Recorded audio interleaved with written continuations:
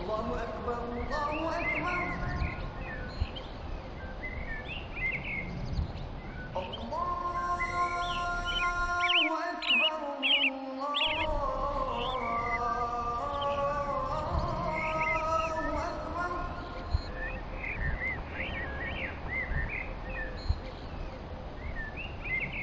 أشهد أن لا إله إلا الله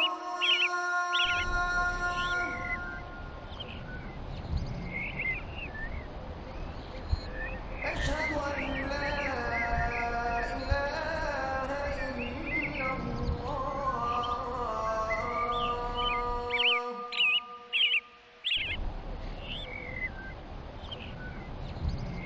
أشهد أن محمدا رسول الله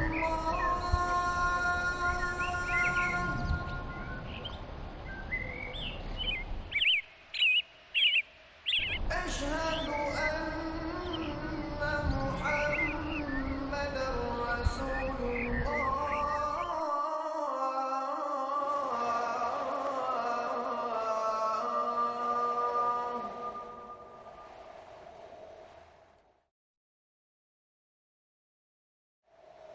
حي على الصلاة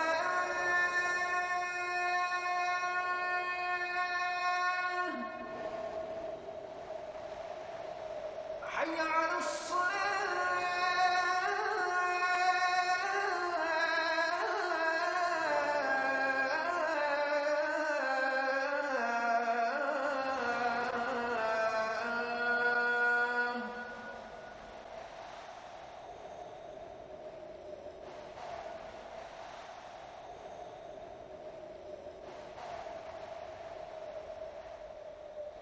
حي على الفلاح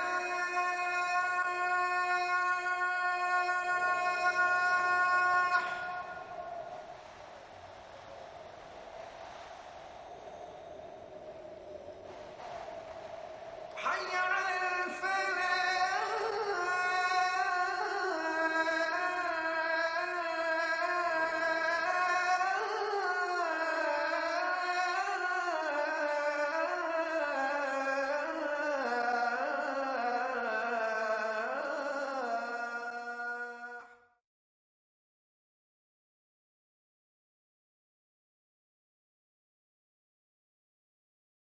نبينا محمد وعلى آله وأصحابه وأزواجه أجمعين أما بعد فأعوذ بالله من الشيطان الرجيم بسم الله الرحمن الرحيم رب اشرح لي صدري ويسر لي أمري واحلل عقدة من لساني يفقهوا قولي ربي زدني علما أجمعين inshallah. May Allah subhanahu wa ta'ala increase in all of us knowledge. Assalamu alaikum wa rahmatullahi wa barakatuh.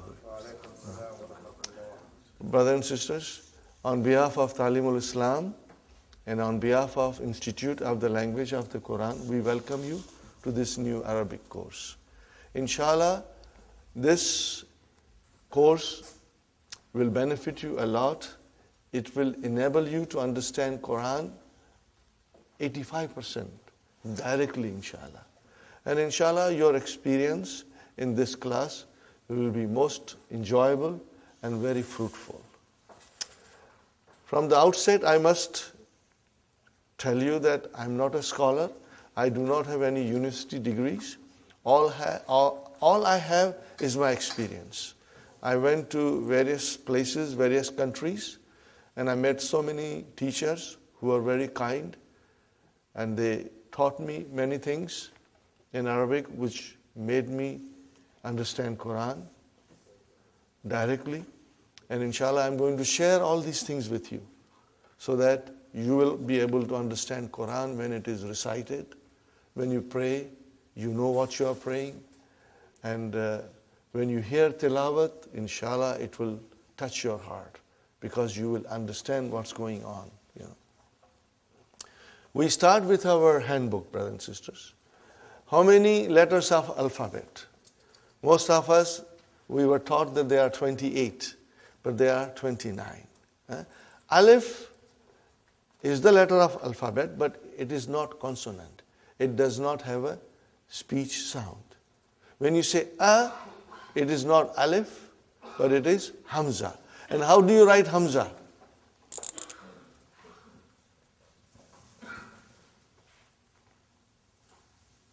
Are you with me? This is hamza, brother. Then what is this alif doing here? It is Hamza's chair. Hamza is very delicate. She needs a chair. Okay? So here is alif is the chair for Hamza. Sometimes waw will become a chair for Hamza. And sometimes ya will become a chair for Hamza. So Hamza has different chairs depending on what is in front of her. And sometimes Hamza feels strong and she doesn't need any chair. So there are many rules, spelling rules for writing Hamza that slowly we will learn. You do not have to worry, brother. And I must tell you something, that if you do not understand everything today, brothers and sisters, don't worry. Because tomorrow when you come to class, inshallah, you will understand better. And third day, your understanding will be very strong. And after 1 week, you will say to yourself, I knew this all from my childhood. Okay? Inshallah, you'll get stronger and stronger. So, brothers and sisters, we have to remember, okay, alif is used for elongation. How many? Okay, now in the handout, the next thing is, in English language, there are 8 parts of speech. We know that, and they have been given here. Noun, pronoun, verb, adjective, adverb, preposition, conjunction, and interjection. These are the 8 parts of speech. How many parts of speech in Arabic? 3. Noun, verb, and particles, harf. Okay? So, brothers and sisters, how come there are 8 in English and 3 in Arabic? But the noun in Arabic also includes pronoun, adjective, adverb, and interjection. They are all covered in this category of noun. So we have to remember. So in fact, they are same as in English, but we do not have 8, but instead of 3. Okay? When we say pronoun, there is a word for pronoun in Arabic, which is damir, but it still comes under the category of noun. This is just a general idea, brother. You will, inshallah, as we go along, you will notice that, inshallah. The next thing is, brother, the letters of alphabet. Okay, brother and sister, and as we said, there are 29 letters of alphabet, out of which 28 are consonants, and alif has no speech sound. When you say a, it is the sound of hamza. Now, how many vowel signs, brother, in Arabic language? Only 3. Dhamma, fatha, and kasra. Are you with me, brother? Dhamma, fatha, and kasra. Now remember, these are short vowels. Okay, they are short vowels. So if I say to you, if I write like this, what will you say? Bu, short, bu. If I write like this, what will you say? Ba, short vowel. And if I say this, then it is bi, short. Now in order to do elongation, I put here alif. Now you see, the job of alif is to elongate. Now this is ba. And then I put waw here, and it is boo. And if I put ya here, it is bi. Are you with me? Now, there are there are 3 vowel signs. Dhamma, Fatha and Kasra only. And there is a 4th thing we must understand, and it is called Sukoon. Are you with me, brothers and sisters? There are many ways of writing Sukoon. Sometimes it is like a tiny circle. Sometimes they write like this. But I prefer tiny circle because it's better when you want to understand properly. Okay. Now, Sukoon is not a vowel sign. Sukoon is not a vowel sign. What is Sukoon then? Sukoon tells me that there is no vowel sign on the Arabic letter. Are you with me, brother? Okay. Where is the vowel sign here? On ba. What is on waw? It's a Sukoon. Why? There is no vowel sign. There is no vowel sign. Okay. Now this you never write. You never write. But you understand. If I say ba, where is the vowel sign? Ba. On the ba. What is on alif? There is a sukoon. We don't write it. But there is a sukoon. We don't write it. And what about B? Where is the vowel sign? On the B. What is on the ya? A sukoon, because there is no vowel sign. Now these things are to be remembered. And even if you forget, don't worry, because I will be repeating these things often. You know, some of you will, when we go a little bit deeper in the course, all these things will come to you. Okay? So you don't write it. You don't write it, but it is there. Okay. I give you another example, brother.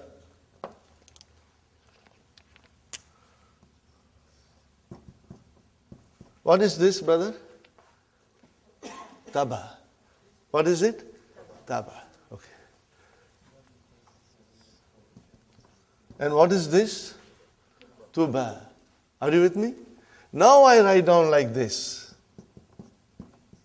What is this? Tab. There is no vowel sign on ba. Tab. See how you pronounce ba? Tab. Okay.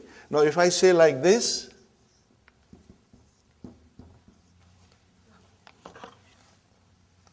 what is now, brothers and sisters? Tub. Tub. Here it was tuba, and here it is tub. So there is a sukoon on ba. If I write like this, brother,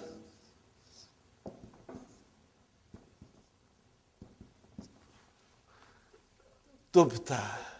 So we did not pronounce ba in its normal way as we pronounce ta and this ta. Tubta. And if I put dhamma here, tubtu. If I put kasra here, tubti. So ba has a sukoon. It means it has no vowel sign. It has no vowel sign. Sukoon means there is no vowel sign on the letter. Is it clear, inshallah? Try and remember this, brothers.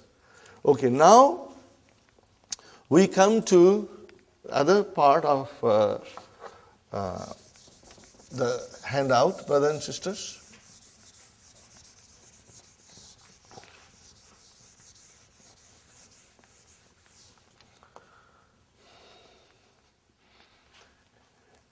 The noun is either definite or indefinite. Sahi, brothers and sisters?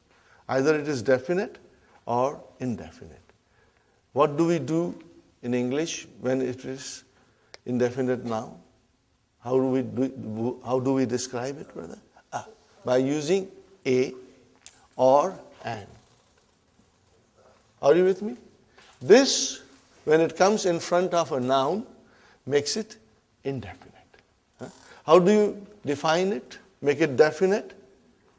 The. Okay, brother? Now, In order to define an indefinite noun in Arabic, we do not have anything similar to this.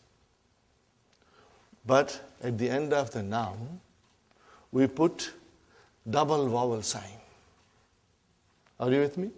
We put double vowel sign.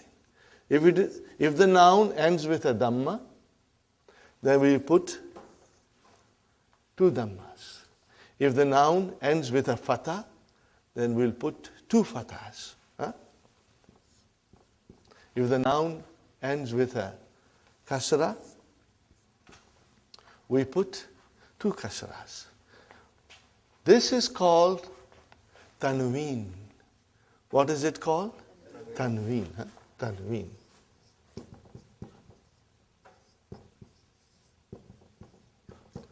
Tanween tells us that the noun is indefinite. Are you with me? Tanween will tell us that the noun is indefinite. If I say kitabun, what is the English? A book. A book. A book. If I say kalamun, a pen. If I say baitun, a house. Sahih, brothers and sisters?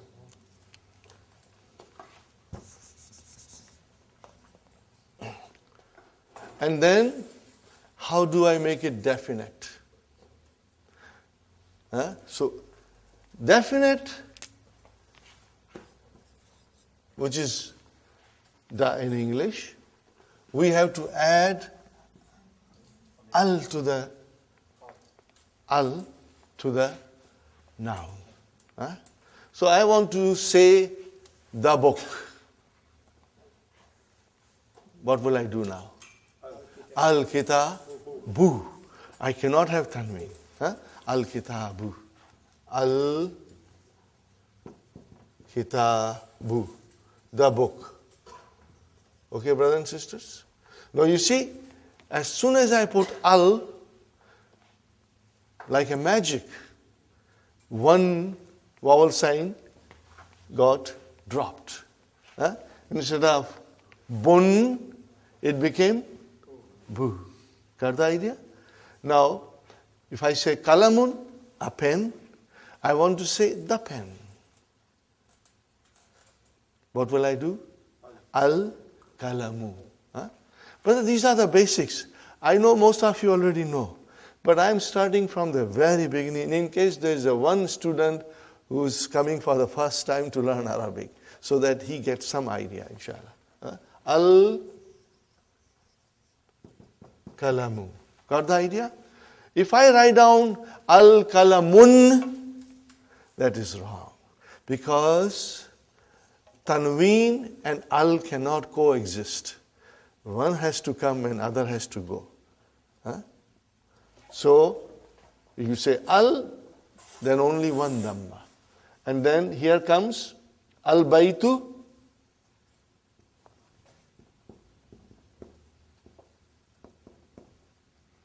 Okay, instead of baytun, it became al-baytu, means the house.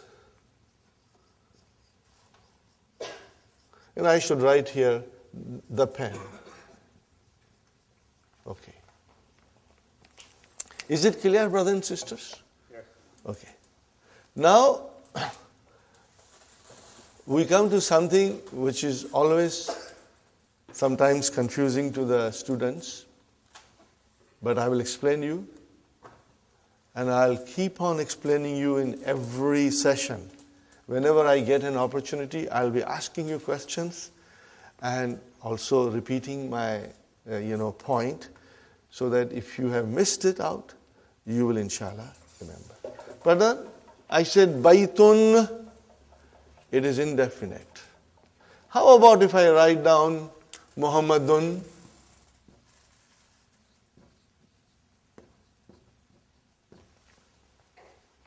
There is a tanween there, which always tells me that the noun is indefinite. But what about Muhammadun? Is it definite or indefinite? It is definite. Brother, how come? Tanween means indefinite, and now you say Muhammad is definite. Yes, you are right. Why? Because Muhammad is a proper noun. All proper nouns are definite. When you say Muhammad, it doesn't mean any Muhammad. It means one particular Muhammad. If I say Ali, brother, how do you write Ali? We always say Ali, but truly speaking, Aliyun, brother. See Tanween? Now Tanween is normally the sign of a noun which is indefinite. But in the case of proper nouns, the Tanween doesn't make any difference. It means the noun is definite. The noun is definite. You will remember this, please. Okay? And I will be repeating it again and again, inshallah.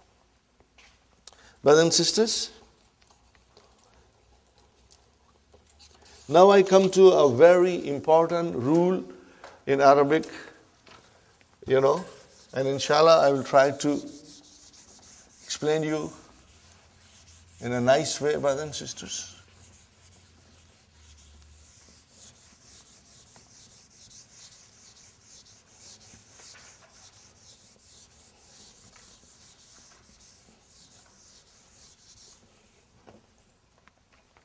The beauty of Dr. Abdur-Raheem's book, brother and sister, as I said, I admire it and I always mention it, and soon you will also feel the way I feel it, Every lesson is designed in a way to teach us something. In other Arabic books, brother, things are all put together like a khichda, and it is very difficult. On the first or second or third page of any other Arabic book, you will have verbs coming in present tense and past tense, brother, and long verbs, So everything is brought together, and it is extremely confusing. It's not confusing to the person who already knows Arabic, but it is confusing for us. Okay. So what Dr. Abdur-Raheem has done, that in his first book, his emphasis is on only noun. We are learning nouns in the first book. There are only 4 verbs. 1, 2, 3, 4. 4 verbs mentioned in book 1. Okay. Then when we go in book 2, brother, then the verbs will come. And Dr. Abdur-Raheem's method is this, that he teaches you one thing properly. Okay. But then when the verbs will come, they will come in wholesale. You'll have verbs coming from everywhere, But by that time, we'll be prepared. But my, method is, and I found it very rewarding, producing good results, that we will do some verbs on our own, which are not mentioned in the book. So that when we come to book 2, you have a good understanding of verbs. So when they come in front of you, you will say, I know it. You will feel comfortable. So first book is concentrating on nouns. Okay. And each lesson is like a brick. We make one brick. So we study one lesson, we put a brick. We study second lesson, we put a second brick. And slowly, slowly we'll build our house. Brick by brick, lesson by lesson. Each lesson will show you something. Now we come to the page 3 of handouts. All these things are also mentioned in the key, but I have tried to, do little differently, brother. So you must always read the key also, it will help you. Now, in Arabic, the nouns decline. Declension of noun. In Arabic, nouns decline. You already know it, but you have never realized it. Why? You have never realized this. Why? Now I will give you examples. Brother? I'm writing something, you already know it. Muhammadun Rasulullah.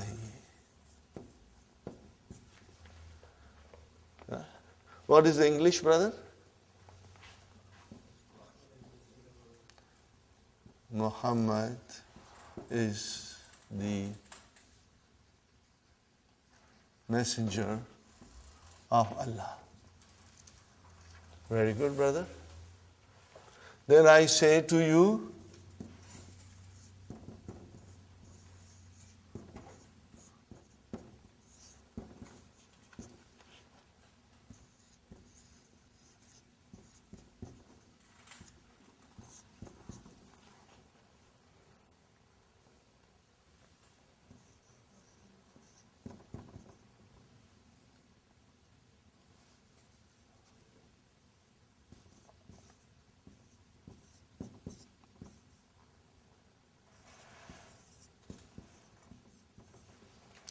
we say every day in our salah. What do we say? Ashhadu anna Muhammadan. Brother, why Muhammadan? Before you wrote Muhammadun, now you are writing Muhammadan. Okay. What will be the English? I bear witness that Muhammad is his slave, brother, and his messenger. Dot, dot, dot. Okay. Now, every day we say, many, many times, Allahumma. What is the meaning of Allahumma? Ya Allah. What is the meaning of Allahumma? Ya Allah.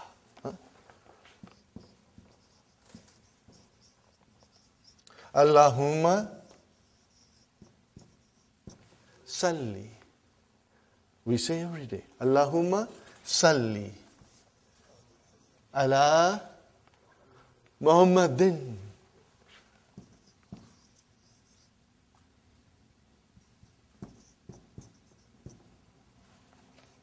Oh Allah, send your blessings on Muhammad. Are you with me, brother? Ya Allah,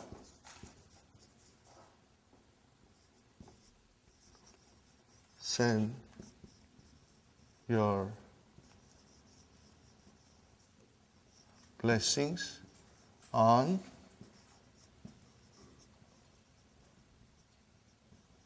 Muhammad. Are you with me, brothers and sisters? Do you see any change in English where we wrote down Muhammad? We did not change anything in English. But what about in Arabic, brother? What's going on here? Sometimes you are saying dun, sometimes you are saying dan, sometimes you are saying din. What's going on? This is what we are going to learn and understand. What is the rule, brothers and sisters? That Arabic nouns decline. They have 3 different endings. They can end with a tanween dhamma or with one dhamma if there is al there.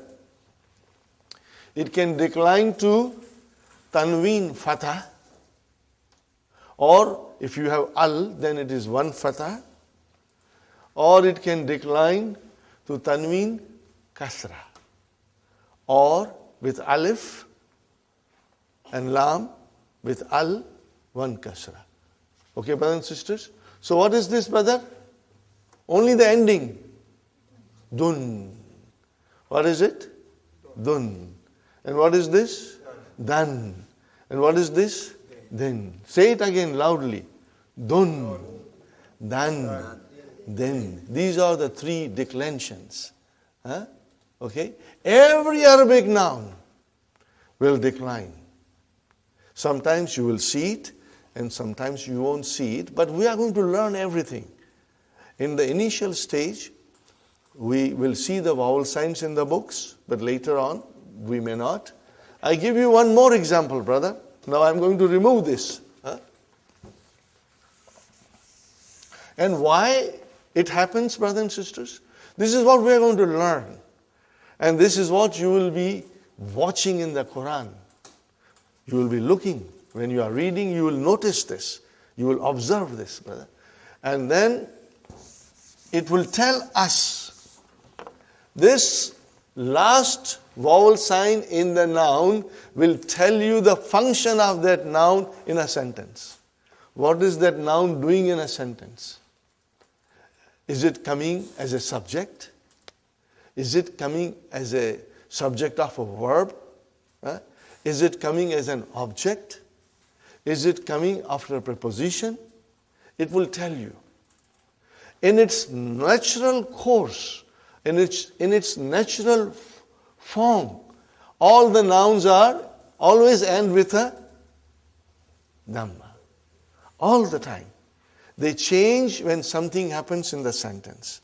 When they perform a different function in the sentence, then they change, brother. Give you one more example. You know all these things, but you never knew why. And this course is going to teach you, brothers and sisters. Okay. I will write down here. What did I write down, brother? Allahu. Is it definite or indefinite? It is definite because Al is there. No tanween. Because Al is there, no tanween. What do you see at the end? Dhamma. Dhamma you see, okay? Allahu Ghafurun Rahimun. Sahi? Okay? See, Ghafurun, indefinite. Rahimun, okay? Fine. Then I write here,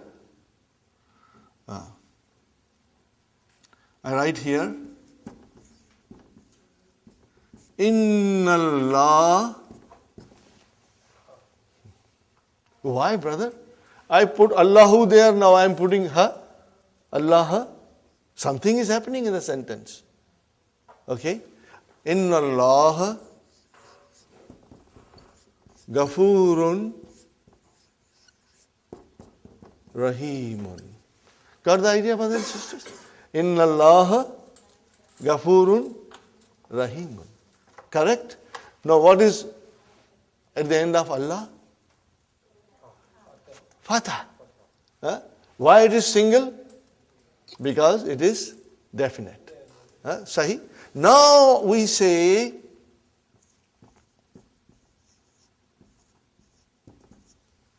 A'udhu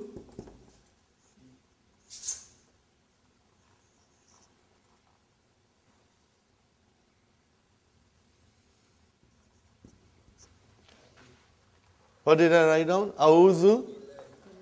Hey, come on, give me a break, brother. What's going on here? Sometimes you are saying Allahu, sometimes you are saying Allah, and now you are saying Allahi. What's going on?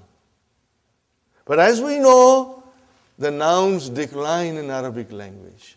And we are going to learn about that. Are you with me? We are going to learn about that. Okay? And let's learn the terminology now. The terms. If the noun, brothers and sisters, look at carefully. If the noun ends with a dhamma, be it a tanween or one, it should end with a dhamma. Be it a tanween or a single dhamma. It is called marfu. What is it called, brother? This you will have to memorize. Marfu. Are you with me, brothers and sisters? If the noun ends with a dhamma, you will call it marfu. You will say the noun is marfu. Okay? What do you call it in English? You will call that it is in nominative case. Brother, if you are comfortable, we will use some English terms, but later on you will be most comfortable with Arabic terms.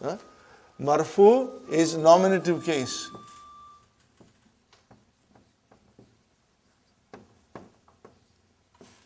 Okay?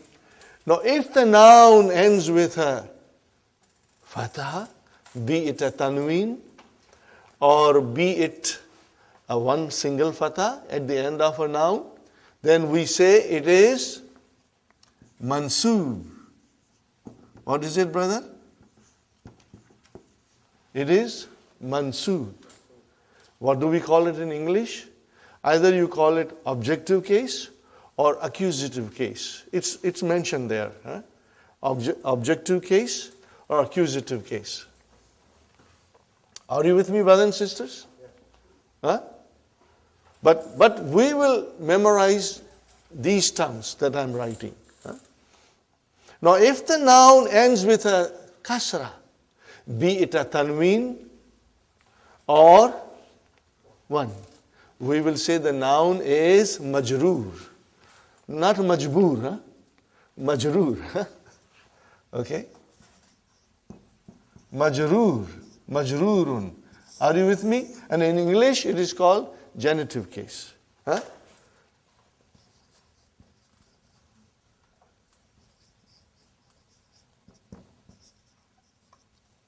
think it is genitive case.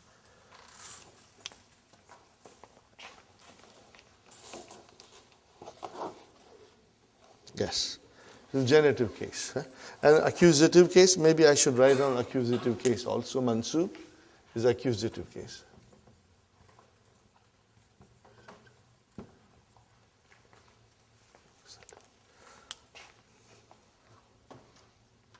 Okay, brothers and sisters? So today, you must memorize marfu, mansoob, and majroor. We will repeat it every day. And brothers and sisters, this thing will stay with you all the time when you are reading Qur'an. It is in the back of your mind that the nouns can be marfu, according to the function it performs. It can be mansoob or it can be majroor. As you can see, we say Allahu Ghafurur Rahim.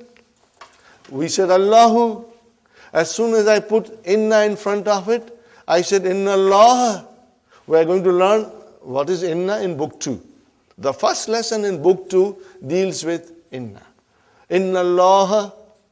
Okay. And then as soon as something came, billahi, which is a preposition, it changed the noun into a majroor. Change it into majroor. This is what we are going to learn, and this you'll observe. This is the very, very important. Okay. Now, I made a little song, out of this. When I say dun, it's marfu. When I say dan, it's mansoob. When I say din, it's majroor. When I say dun, it's marfu. When I say dan, it's mansoob. When I say din, it's majroor. Therefore, dun dun dan dan din din, dun dun dan dan din din, dun dun dan dan din din, dun dun dan dan din din, dun dun dan dan din din, dun dun dan dan din din, dun dun dan dan din din, dun dun dan dan din din. One more time. When I say dun, it's marfu.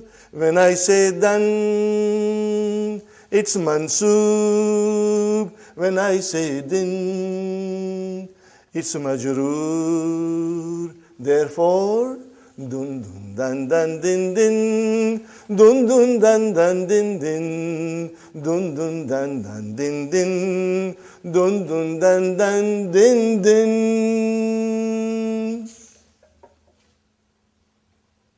it, brother? Jazakallah. Okay, so we will remember this, huh? And this will help you. Okay? Okay. And you must always remember. What will you remember, brother? Pronounce this. Last one. Dun. What is this? Dan. And what is the next one? Then. In short, dun dan din. What is it? Dun dan din. That is the way the nouns decline in Arabic. Dun dan din. Okay? Now I compose another song, but I have to, because I'm not a musician, but sometimes I get that inspiration and I do it, you know. Maybe later on I will, inshallah. To refresh you, again I will do it, inshallah. Are you with me, brothers and sisters? So 3 pages from the handout. Huh? Now we go to the main book. Brother, we go to the main book. Ad-Darsu Awwal. Okay? Hadha. What is, sister, the blue book? Huh? Blue book, lesson 1. What is the title? What is the title? Hadha. We are learning Hadha. What is Hadha, brother? Most of you know the meaning. What is it? This. Huh? Hadha means this. Okay, but write down near there in your book. Huh? Just write down, brother. What is Hadha? It is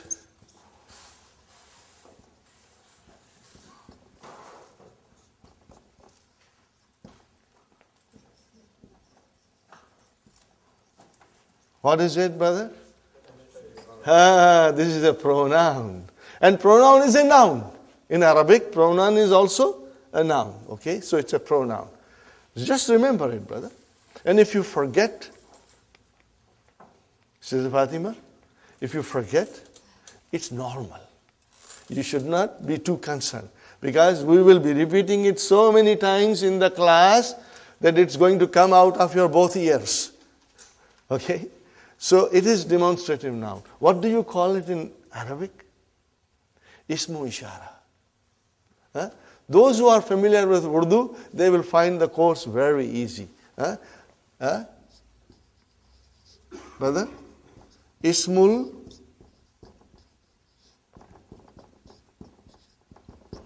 ishara. Huh? We will be repeating it. Right now I'm, throwing these things at you. But please do not be gabarified, because we will be repeating them. And it will, inshallah, become part of your vocabulary and part of your memory, inshallah. Huh? Hadha. Are you with me, brother? What is hadha? It is a demonstrative pronoun, which means it's a noun. Are you with me? Okay. And then in Arabic we call it ismu ishara. We call it ismu ishara. Okay? Inshallah. Now, these are the sentences, simple sentences we are studying. And I'm not going to go in detail, but very soon we'll go in detail, because ours is an intensive course. We will be moving at a steady pace, brother. Huh? Now, as you know, you are all supposed to read. Huh? You must know how to read, and you will be writing all these things in your book. And the more you read and write, you will become stronger, brother. And in the class, if you are a team of husband and wife, it's a great thing, because you can go home and read to each other and discuss with each other, and it will help. Every day, brother, you got to do your homework.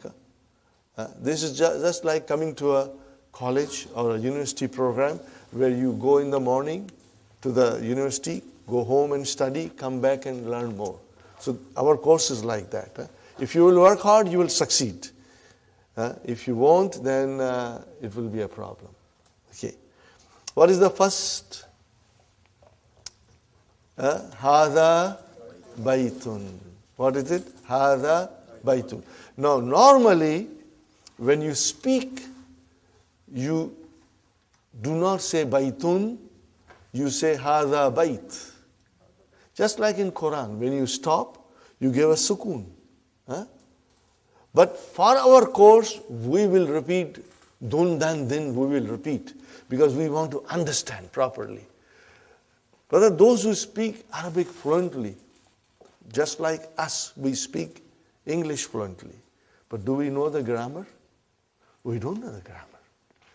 If somebody asks you, teach me English, you cannot teach English, brother, because you don't know yourself properly. You only speak, you cannot teach. Same way, the people who speak Arabic, when they say Hada Bait, or when they say Muhammad Talib, or Raitu Muhammad, or Marartu bi Muhammad, they are not very sure about the endings. Because that's the way you stop it. You don't put the, pronounce the last. But here in our class, we will pronounce everything. So that we get a good idea of what's going on in the sentence. So you will always be reading Hada Baitun. Hada Baitun. Now tell me, brother and sister, what is the translation? This is a house. Indefinite. Indefinite. This is a house. Okay. Now, I think you have understood this, so I am going to erase it, brother. Haza. See, it is pronounced like Haza. But this alif is not written.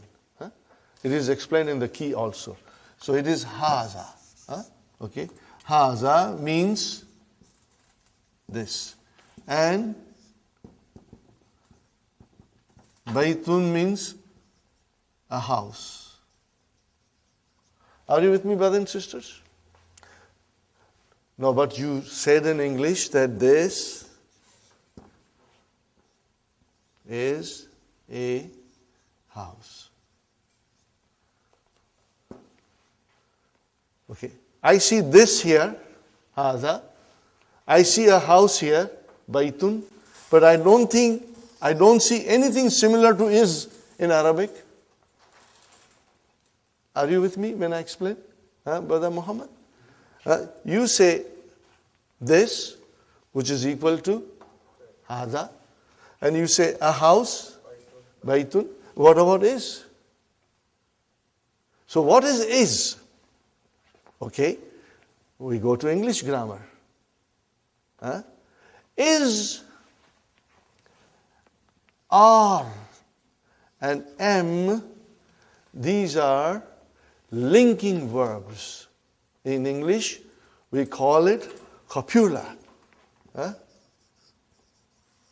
Copula verbs. Brothers and sisters?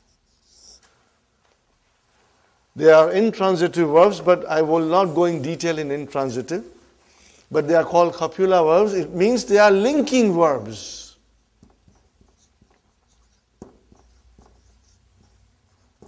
They link one noun with another noun. Okay? Or it links the subject with the other noun. Okay? They are called linking word in English. They do not exist in Arabic language. They are not there. There is no need. Okay? When you say Hada kalamun, we only said two words. This, a pen, but you will translate, this is a pen. But in Arabic, what will you say? Hada kalamun. You will say Hada kitabun. There is no is or am or are in Arabic. So you have to keep that in mind. And what are they called in is, are, am are called in English grammar? Copula verbs. Yes. So in Arabic there is no linking word. There is no linking word. It is understood to be. We understand it, but it's not there. Okay, brothers and sisters? Okay. So the first picture says Haza Baitun. What is the next one, brother? Hada masjidun. Okay. And the next word? Hada babun. Okay. What is the next word? Hada kitabun. You will have to say bun properly. Remember. Dun, dan, din. You must say properly. Okay? Hada kitabun. Hada qalamun. Mun. Hada miftahun. Hada maktabun. Hada sarirun. Hada kursiyun. Are you with me, brothers and sisters? Correct? Easy? This is easy, you know it. But now you got to memorize the vocabs and practice at home. Okay, inshallah. Can one of you read loudly, brother? Read it, brother Muhammad, loudly. With bun, dun dan din, okay? Haza baitun. Hada baitun. Haza masjidun. Hada masjidun. Haza babun. Hada babun. Haza kitabun. Hada kitabun. Haza qalamun. Hada qalamun. Haza miftahun. Hada miftahun. Haza maktabun. Hada maktabun. Haza sarirun. Hada sarirun. Haza kursiyun. Hada kursiyun. MashaAllah, MashaAllah. Okay, now we come to the next page. What is written there? Ma hada. Ma is used for asking question. It means what? There is a name in it, but we won't go in detail right now. Later on, we will go in detail and learn all the names that are for the nouns and the particles for asking question later on, inshallah. Okay. So when you ask a question, you say ma hadha. What is the meaning? Again, is this not there? Ma means what? Hadha means this. What this? No, but it is what is this? Because the copula verbs are not in Arabic. Okay, linking verbs are not there. Ma hadha. What is the answer? Hadha baytun. This is a house. What is this? This is a house. Okay, brother. Now I come something here. Hadha baytun. This is a statement. This is a house. How do I change that into a question? By just putting hamza. What will you say now? Ahaza baytun. But then you will have to put a question mark. And you have to even change your tone. Ahaza baytun. Ahaza baytun. No, you're asking a question. So your tone has changed. Ahaza baytun. This is a house. Let me write down properly. This is a house. Okay, brother and sister, this is a house. How about here? Is this a house?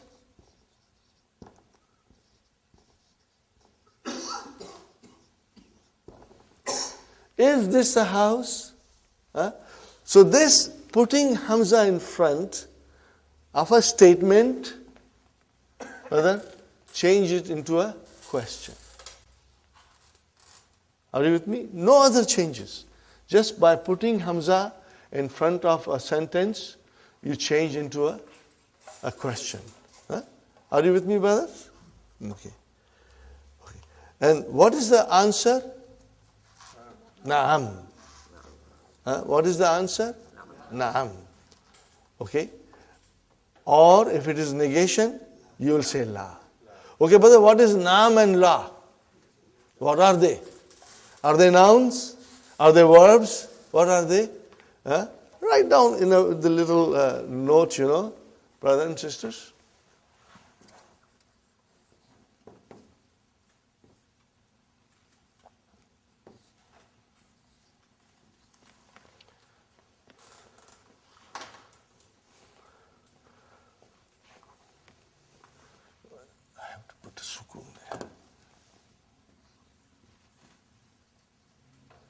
What are they, brother? They are called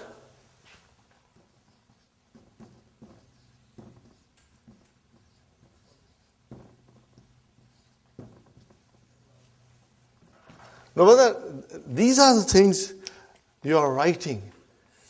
I do not expect you to know everything tomorrow. Huh? But this little note that you are writing will help you later on. Inshallah, someday you will stand up and teach. Huh? So, you remember, everything in Arabic can be divided into 3 groups. And what are they? Nouns, verbs, and particles. Everything in Arabic language, you can put it into 3 groups. Okay. What is hadha? It's a noun. What is bait? It's a noun. Oh, then what is noun? It's a harf. Harfu jawab. Particle of answering. And what is la? Harfu jawab. Okay, brother? You use here. This is also particle. Okay? But ma is ism. Now, I am only telling you, if you want to write it down, you write it down. I do not expect you to know it by tomorrow. I don't expect you, brother. But slowly, this thing will really make a lot of sense to you. When we do later on in book 3, detailed analysis of everything, then these things will come back to you. Right now, if you want, I'm just throwing at you. If you can understand and retain in your mind, alhamdulillah. If you forget, you don't worry. Don't blame yourself. Because we'll be repeating it, inshallah. Okay, brother? Ahadha baytun? Naam. Yes. Hadha baytun. Ma hadha? What is this? Hadha kamisun. Remember, we got to pronounce it. Kamisun. Okay, brother? Ahadha sarirun? La. Hadha kursiyun. Are you with me, brothers and sisters? Hadha kursiyun. Okay. Again, what is la? It's a particle. Harfu jawab. Particle of answering. Okay. Ahadha miftahun? La. Hadha qalamun. Hadha qalamun. Okay. Ma hadha? Hadha najmun. The pictures are there, so it's easy, but I hope you will put a little time and memorize the vocabs. Inshallah, it will help you. Every effort, inshallah, will make you better and better. Brother, let me tell you one more thing. This is what I believe, and I always mention in the class, and I'll mention it now, brothers and sisters. Some of you are coming from far, from Pickering, from Brampton, and maybe still further, I don't know, okay, from Oakville maybe. Brother, every minute that you are spending to come to learn Arabic, the time that you are driving, the time that you spend at home to revise your lessons, to do your homework, the time that you sit in the class, inshallah, Allah subhanahu wa ta'ala will treat it as your ibadat. You know why? Because we are learning the language of the Qur'an for the love of Qur'an. No other reason. No dunya here. Only akhirah. We are learning Arabic for the love of Allah. Are you with me, brothers and sisters? So every minute that you'll spend in the class, in your car, at home, doing your homework, inshallah, Allah subhanahu wa ta'ala, in His infinite mercy, will treat it as if you are doing His ibadat. Because we are doing for His love and for the love of His book, inshallah. Okay. Now, brother, ma is what? And man is who? Are you with me? Now, there is another difference, brother. In the whole universe, there are 2 types of aql, having intelligence, or they are ghair aql, with no intelligence. Are you with me? Human beings have intelligence, but things have no intelligence. Pen doesn't have intelligence. Okay, kitab doesn't have intelligence. We have intelligence. So anything which is aql, having intelligence, When you want to find out about that, you will use man. When you want to find out about things, you will use ma. Huh? Now, the scholars define that the aql, group consists of three creations. One is the human being, other is malaika, and the third one is jinn. You like it or not, they also have intelligence. Jinns have intelligence. Okay? So when you refer to human beings, malaika, and jinns, you use man. For the rest of the things, it is ma. Are you with me, brothers? So you can say ma hadha. Are you with me? You can say ma hadha, haza kalam. But if I point to brother Muhammad and say, I cannot say ma hadha, I will say man hadha. What will I say? Man hadha. And my answer will be hadha Muhammadun. Are you with me? I am not pointing out to female now because of a reason that I'll explain you in next class. And from next class onwards, I'll be pointing out to sisters also. If I point out to this brother, I will say man haza. Then the answer will be haza Hasan. Hasanun. Hasanun. And then if I point out to the third gentleman, again I will say man haza. I will say haza Abdus-Samad. Are you with me, brothers and sisters? So for human beings, anything aql or rational nouns, we use man. For gair aql or irrational nouns, we use ma. Simple, brother. So let's see now. Look at the picture, and what is the question? Man haza. Haza tabibun. What is the meaning of tabibun? Doctor. Got the idea? Haza tabibun. Man haza. Haza waladun. Got the idea, brothers and sisters? Then next one, man haza, he has got his little bag, school bag with him. Man haza, haza talibun. Talibun, mashallah. Now the question. How you start your question? By putting a. Haza waladun. Is this a boy? La. Haza rajulun. So all these new vocabs are coming. And you got to memorize it. Rajulun, a man. Brothers and sisters, next one. Ma hadha. Hadha masjidun. Man hadha. So his question for and pointing out to an aql person. Okay. Man hadha. Hadha tajirun. What is the meaning of tajirun? Merchant. Very good. Merchant, businessman. Then haza kalbun. Dog. Okay. Haza kalbun. La. Haza kittun. Mashallah. So brother, kittun, a cat. Haza himarun. Haza himarun. Okay, brother.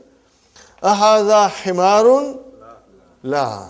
Hadha hisanun. All these vocabs, you must do it at home.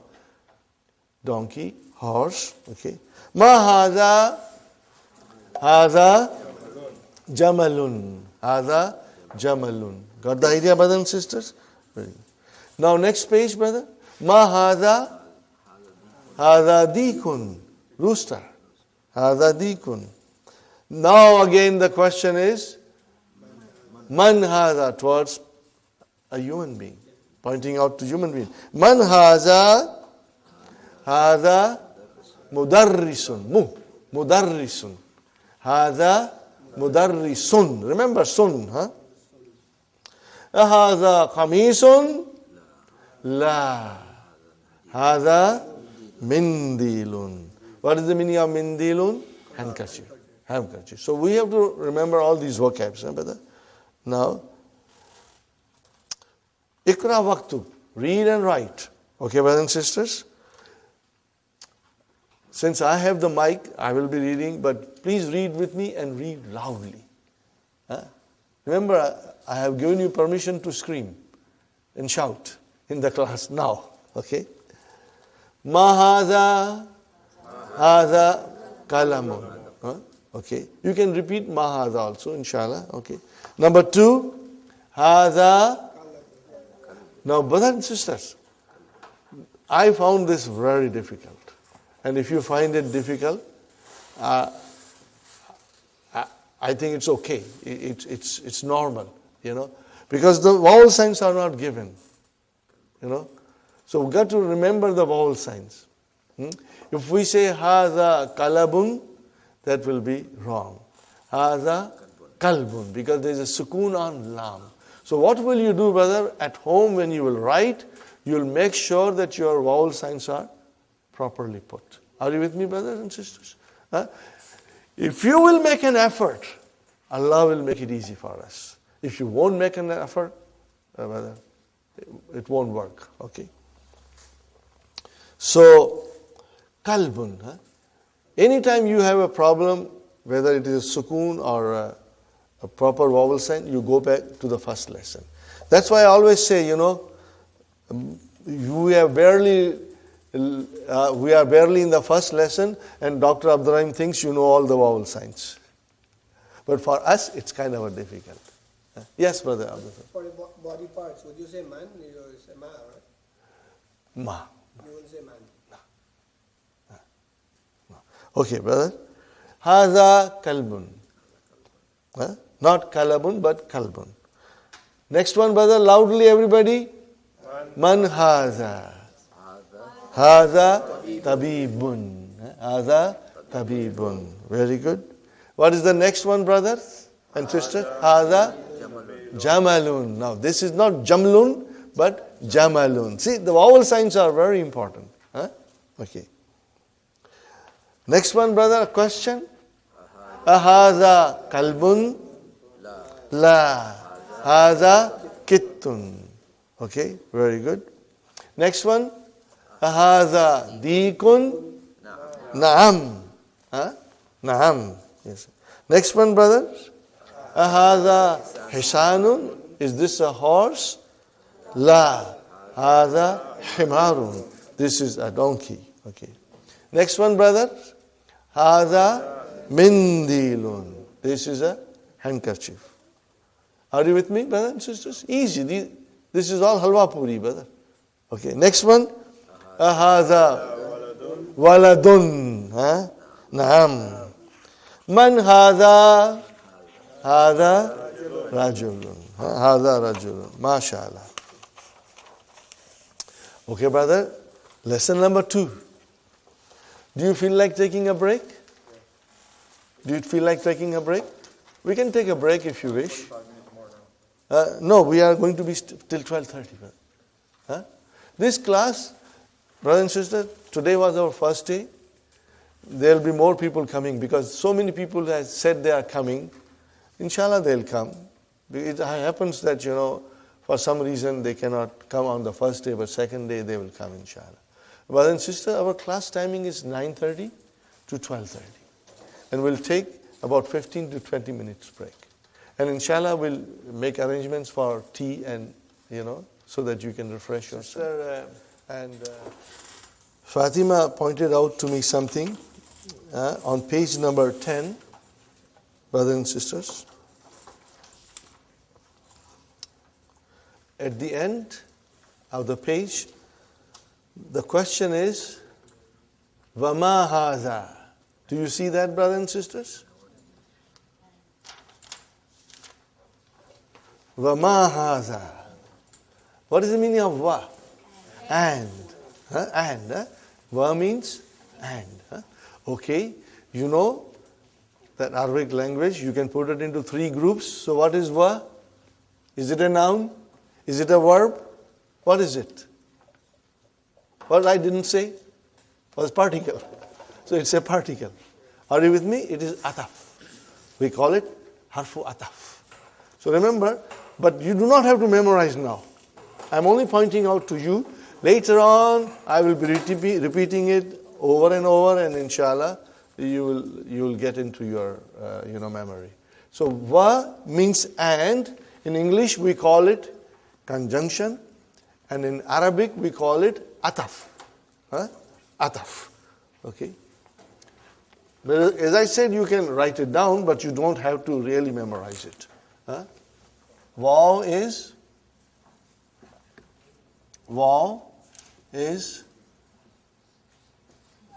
ataf.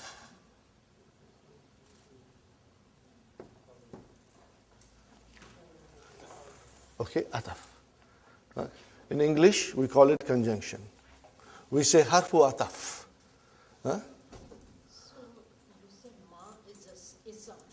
Ma is a ism. So is the man? Man is also ism. Man is also ism. Slowly, we will get into it. If I say something and if you can write it, good enough. But don't, sit down to memorize it. It will come to us in the course of our class. Sister Naima? Ism?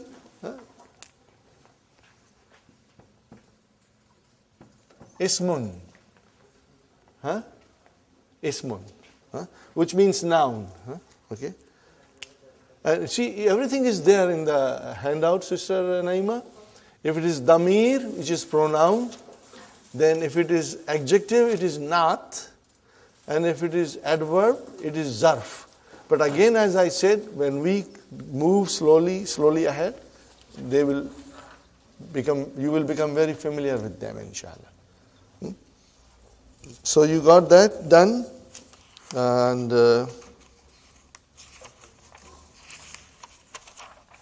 now we come to zalika.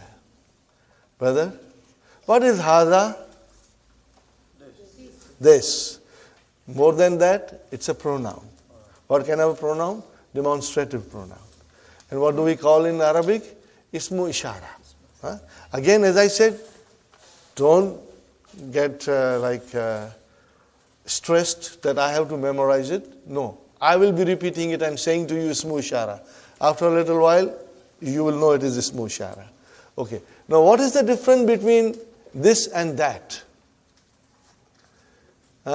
This you use for pointing out things which are closer to you. And that you say for far things. So, both are pronouns, demonstrative pronouns. In Arabic, we'll say, Hadha ismul ishara lil qarib, for something that is closer.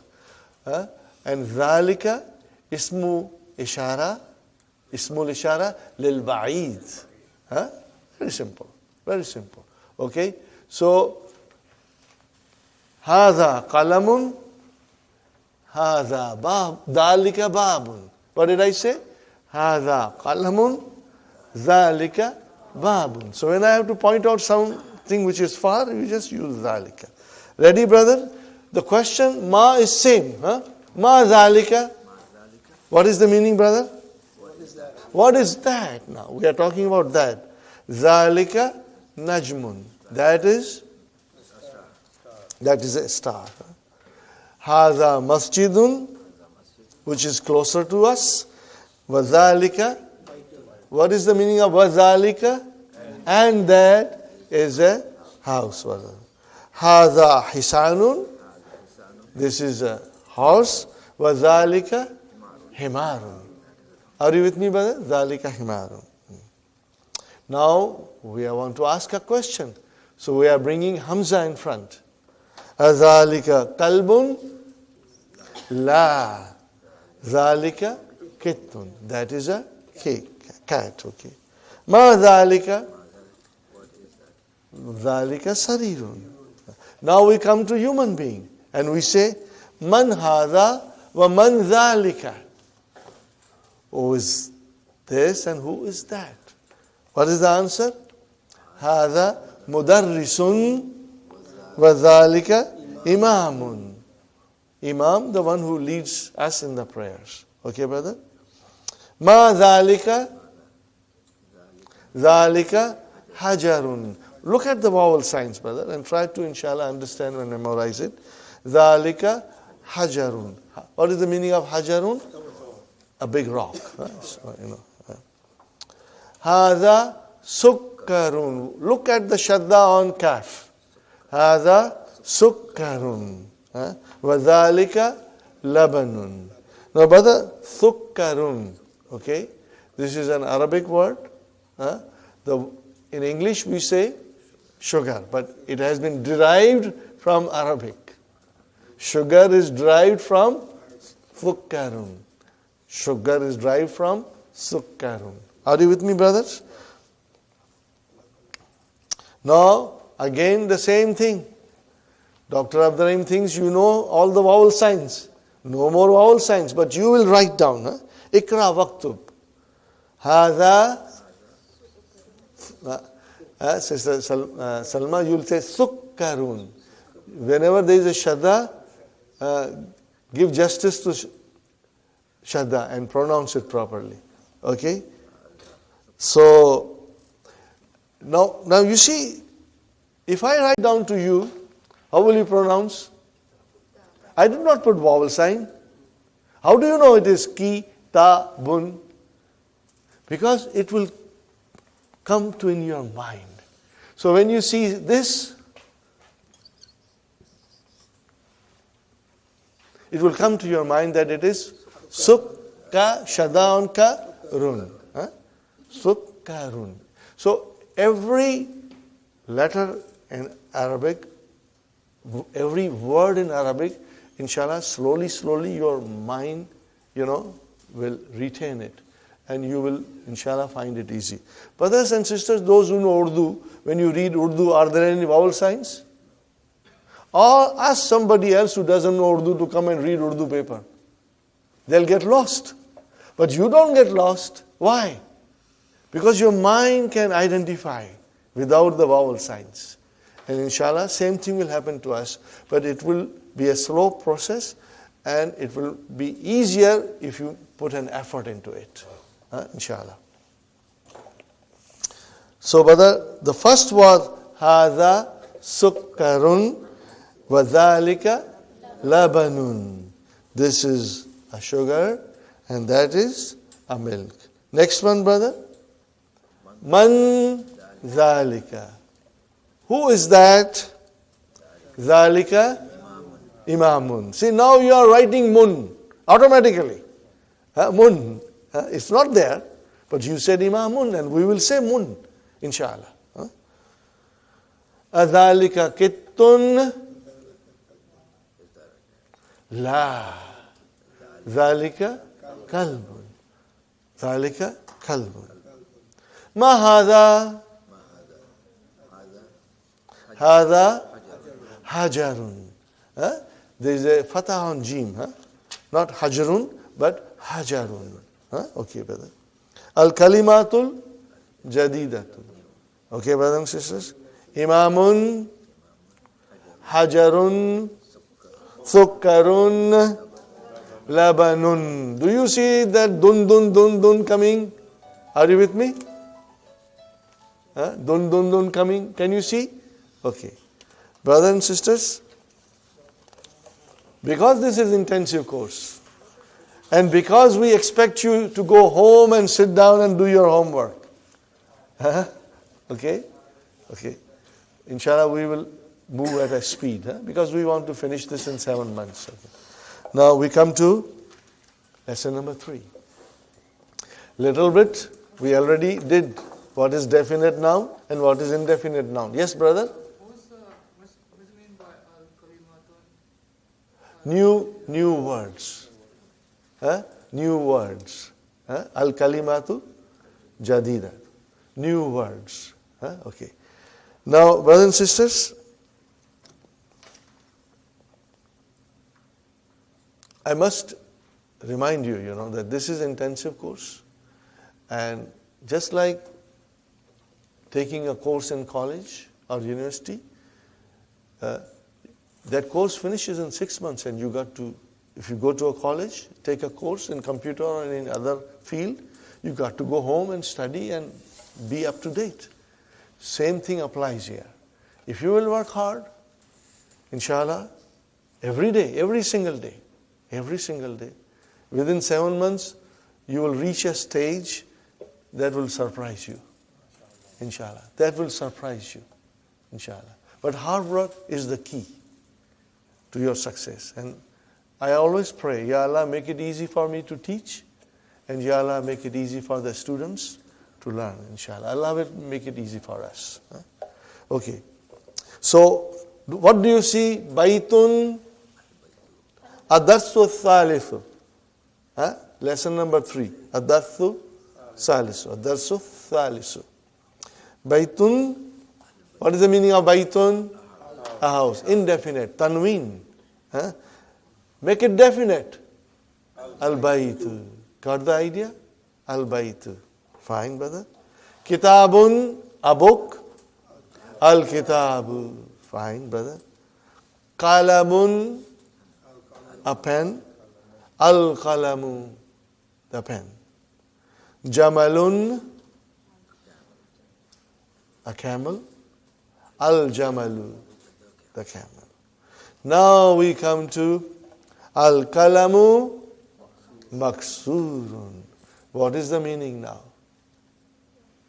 Tell me, translate, brothers and sisters. Al-Kalamu Maksurun. Say it loudly. The pen. What did you say? The pen. You started the sentence with the pen. The pen is broken. You started with the. Okay. Now we go to page number 4 in your handout. Keep your handouts open, brothers and sisters. We are all adults here. Inshallah, you will understand very well. What we are covering in one session, brothers and sisters, it will take 2-3 sessions in the weekly course, Okay. What is sentence, brother? When you say a sentence, in Arabic we'll say al-jumlatu, al-jumla. The sentence or a sentence. Jumlatun. Okay. What is the meaning of sentence, brother? What is the meaning of it? Sentence is a group of words which make complete sense, brother. If it does not, a group of words which does not make complete sense, then it is not a sentence. Then we can call it a phrase. Okay, we call it a phrase. So here we are concerned with sentence. Okay. Now, brothers and sisters, in Arabic language, there are 2 kinds of sentences. How many kinds? 2 kinds. One is called al-jumlatul ismiyatu, and other is called al-jumlatul fi'aliyatu. Fi'al. Remember, fi'al means verb. Fi'al, fi'alun means verb. Are you with me, brothers and sisters? Fi'alun means verb. Okay. So, it's very simple. Al-jumlatul ismiyatu, what do we call in English? Nominal sentence will begin with a noun. And al-jumlatul fi'liyatu, in English, verbal sentence will begin with a verb. Okay, fine. Easy, very easy. As I promised you, it's all halwa puri, brother. Okay? But we will have to be prepared for some hard chickpeas also. Okay, brother. If it is a sentence, be it a nominal or verbal, be it a jumlatul ismiya or al-jumlatul fi'liya, what are we looking into it? What are we looking into it, brother? You see, my approach is that I tell you all these things in the beginning so that slowly you are getting stronger. And at the same time, I tell you not to worry if you forget or if you do not understand completely, don't worry. It will come to you. If you will come to the class, things will be repeated and you will learn more about it, inshallah. But let's talk about in English. A nominal sentence has two parts. It's broken into two sections. Section number 1, subject. What is section number 2? Predicate. Subject is a noun that we are talking about, and predicate is a statement about the noun. It gives a little more detail. What do we call subject in Arabic? So you are going to learn that thing. But if you do not retain today, don't worry. It will come to you slowly. Subject in Arabic is called al-mubtada. Al-mubtada. Or you can simply say mubtada. What will you say? Mubtada. Those who know Urdu, for them it's very easy. Because they use mubtada. Jisse ibtida hoti hai. Things with which you begin something. Mubtada. What is the meaning of mubtada? The thing which begins with. Okay? Something that is used to begin something. Mubtada. Okay? Subject.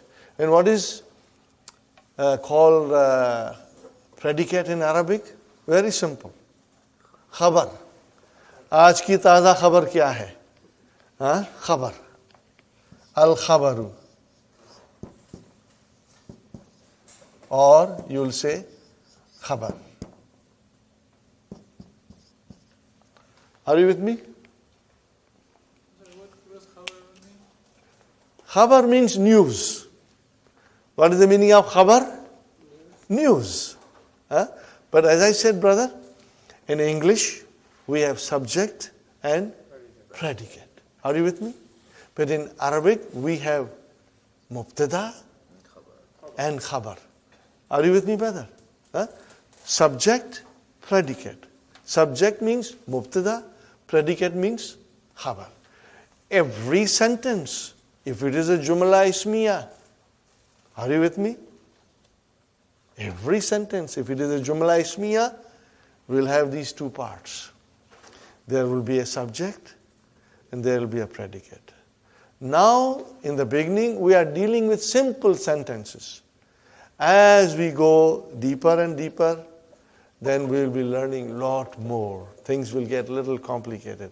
But brothers and sisters, I have experienced something. The more the complicated a thing becomes, more interesting it becomes. It becomes very interesting. Because then, Arabic is like mathematics and algebra, like a science. Everything is scientific in Arabic. Brother, Arabic is such a beautiful language. And it's easy to learn. Remember my word. It's easy to learn. And I will prove it to you. But you got to work hard. If you don't work hard, then you will find it very difficult. But if you work hard, it's very easy, very enjoyable, brother. Very enjoyable. Okay, so we are going to learn more about nominal sentence. Nominal sentence has two parts. Are you with me, brother? And one is subject and one is predicate. And in Arabic, we'll say it has mubtada and it has got khabar. Fine, brother? I ask you something. Can you form a simple sentence in English, Sister Salma? Form any simple sentence. What did you say? This is a pen. Now, I think ye naya hai. What will you say? Al-kalamu jadidun. What will you say? Al-kalamu jadidun. Same thing here. Al-kitabu jadidun. Or if it is an old book, what will you say? Al-kitabu kadim. But remember, you always started with al. This is what I want to point out. If you make a simple English sentence, you'll always begin with the. We have never thought about it. But now you can think about it. You will always say, the car is beautiful. The car is new. The house is big. The boy is intelligent. The girl, the girl is beautiful. Okay? The chair is new. The chair is broken. The house is broken. You will always start with, what did you start with? The. It means you started with a definite noun. So it means subject is always definite. It means mubtada will be always definite. Are you with me? Mubtada will be, most of the time, it is definite. Sometimes it will be indefinite, but most of the time it will be definite. And then, brother, what about the khabar? Khabar will be most of the time indefinite. The house is new. Now, mind you, when you say new, it is an adjective. So you won't say a in it because it's an adjective. But if I say Muhammadun, Muhammad is a doctor. So what will you say? Muhammadun tabibun. So tabibun is a indefinite. Are you with me? If I say Muhammad is a student, what will you say? Muhammadun talibun. Did you see talibun? Muhammad is definite, but talibun is indefinite. Are you with me, brothers and sisters? Now, more example, brother. Haza baytun. Are you with me? Baytun, a house. But haza, okay, actually it is definite. We are not going to go in detail now, but later on we will explain you that even haza is a definite. Because when you point out to something, it is something particular. But we will go in detail later on. Pardon me if I sometimes go in some details, but don't worry. Whatever you can retain in your mind, you retain it. Now I come to the conclusion, brother. The mubtada will be most of the time definite. And the khabar will be indefinite. Rule number 1. Sister Salma, rule number 2. Are you everybody listening? Brothers and sisters? Mubtada will always be marfu. Are you with me? Mubtada will always be marfu. What is the meaning of that? It will end with a dhamma. See, now we are coming, right away we are coming to what we were trying to say in the beginning.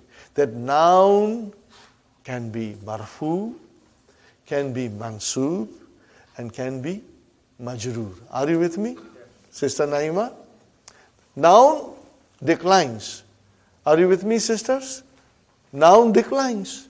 It can be marfu, it can be mansub, or it can be majroor. Now, as I said, we want to know why they are marfu and mansub and majroor. So if it is a mubtada, it will always be marfu. Khalas. Got the idea, brother? If it is a mubtada, it will always be marfu. And if it is news, khabar, then also it will always be marfu. I repeat again. Nominal sentence has 2 parts. What are they, Sister Naima? Subject and predicate. I am using English so that you don't get gabbarified. Okay? I will use English also. But by the time you are in book 2, you have everything in your mind, inshallah. Then you will love to say Arabic terms, So, sisters, Jumla Ismiya, nominal sentence has 2 parts. One is subject and other is predicate. In Arabic, One is mubtada and other is khabar. Now I am telling you the subject is always marfu. Means it will end in a dhamma. And the predicate will always be marfu. Are you with me? Predicate will always be marfu. Sister Fatima, is it clear? Brothers and sisters, if you don't understand, ask me. I will repeat as many times as is necessary to make it very clear to you. Huh? Sister Faiza, ask me if you don't understand anything. Huh? Okay. Brothers, same applies to you. I'm not doing a special favors. Brothers and sisters are all equal to me. Yes, Sister Salma? I have a question. So khabar is not definite, but it is a marfu. Yes. Remember, when the noun is definite or indefinite, doesn't matter. But if it ends with a dhamma, then it is marfu. Huh? Then it is marfu. Okay? Okay. Is it clear to you now? Now, in a simple sentence, I approach this way. In other classes, they just translate. And I feel if I start slowly now with you, these rules, let it take time. By the time you are in book 2, you are very comfortable. You are enjoying everything because everything is making sense to you. If I don't do this, brother, and this is what happened to me when I did not understand, when we went to book 2 and when they were talking about all these things, brothers, I was really lost. It took me a lot of time to understand the rules. So I do it slowly from the beginning. One more time I'll repeat. A nominal sentence, Jumla Ismiya, has 2 parts. One is subject, the other is predicate. One is mubtada and the other is khabar. Every time we look into the nominal sentence, we will look for that. And the mubtada or the subject is always marfu. And the khabar is always marfu. This is rule number, very important grammar rule. Brother, when we go deeper and deeper, things will come in different colors. Are you with me? They'll come in different colors. But by that time, your mind will be in a state you will be able to understand it. Inshallah. Okay? Because right now we are dealing with simple sentences in which it is very simple and easy to identify mubtada and khabar. And you will see mubtada is marfu and the khabar is marfu. And if there are no vowel signs, we will still make it marfu. Brother Muhammad? Okay. So, brothers and sisters, here we come. Al-kalamu maksurun. What did I say? Al-kalamu maksurun. Is al-kalamu marfu? Yes. Is maksurun marfu? Yes. Okay. Both are marfu. Al-kalamu maksurun. The pen is broken. Are you with me? Okay, brother and sister, what is al-kalamu? Yes? Is broken. Now, when I say, what is al-kalamu? And if you say the pen, then I'll tell you, I know that. But I want a little more now. It is a subject. What is it? What is samat? Now we are going in little detail. What is al-kalamu? Mubtada. Are you with me? What is al-kalamu? Oh, where is the khabar? What about the pen? Tell me more about the pen. Where is the khabar? Maksurun. It's broken. Are you with me? So mubtada and khabar. Mubtada and khabar. Sister Faiza? Are you with me, brothers? Sister Farhan? Is it clear, brother? Inshallah? Brother, you too? What's your name, brother? Farooq? MashaAllah. MashaAllah. Brother, is it clear? If you don't understand, ask me. Fine. Next sentence, brother. Al-babu maftuhun. What is the translation of al-babu? The door. What did you say? The door. Definite. You use the. Okay, and what is it now? What is the news? Is open. Okay, now we go in Arabic. Al-babu. What is al-babu? Mubtada. What is maftuhun? Khabar. The news. Are you with me? Is it clear? Brother, inshallah, you will go home and you will concentrate on it. And tomorrow when we meet, we will still be repeating these things. I'll briefly revise everything, inshallah. We won't go further in lesson 4. No. We will go slowly. Brother, al-waladu, the boy. What it can be? It started the sentence. It's marfu. It started the sentence, so it has to be marfu. And more than that, it's mubtada. The sentence begins with a noun.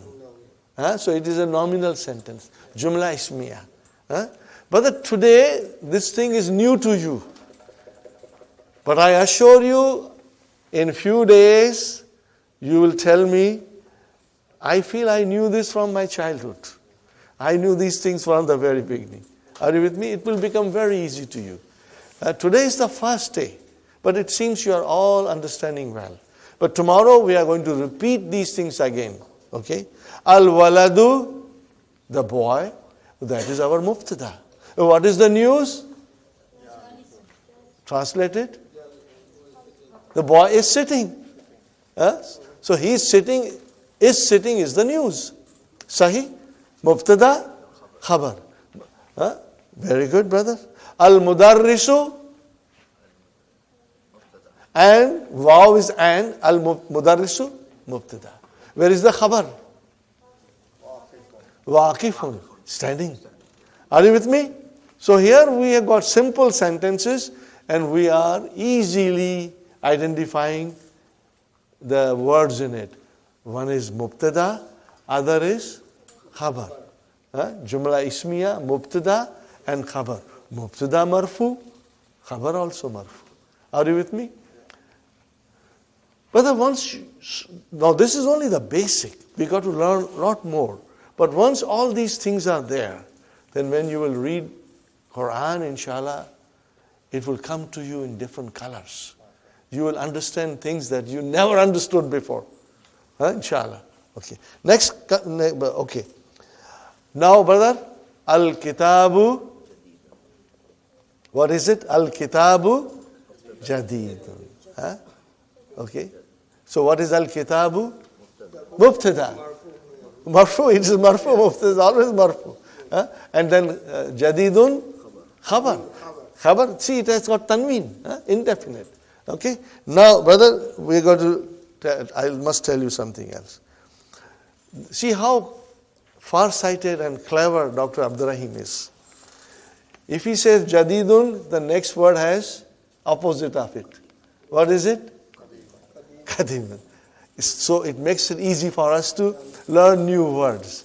Okay, brother? Okay. Al-himaru saghirun. Then what is the opposite of saghir? Kabir. So it's easy for us to memorize. Are you with me, brother? How clever Dr. Abdur-Raheem is. He's choosing words in a way that makes it very easy for us to understand and also to memorize. Here we are, brothers and sisters. Okay. Al-kitabu mubtada, jadidun is the khabar. Are you with me? The translation is, the book is new. Wal kalamu and the pen. Wal kalamu and the pen. Wal kalamu and the pen, qadimun.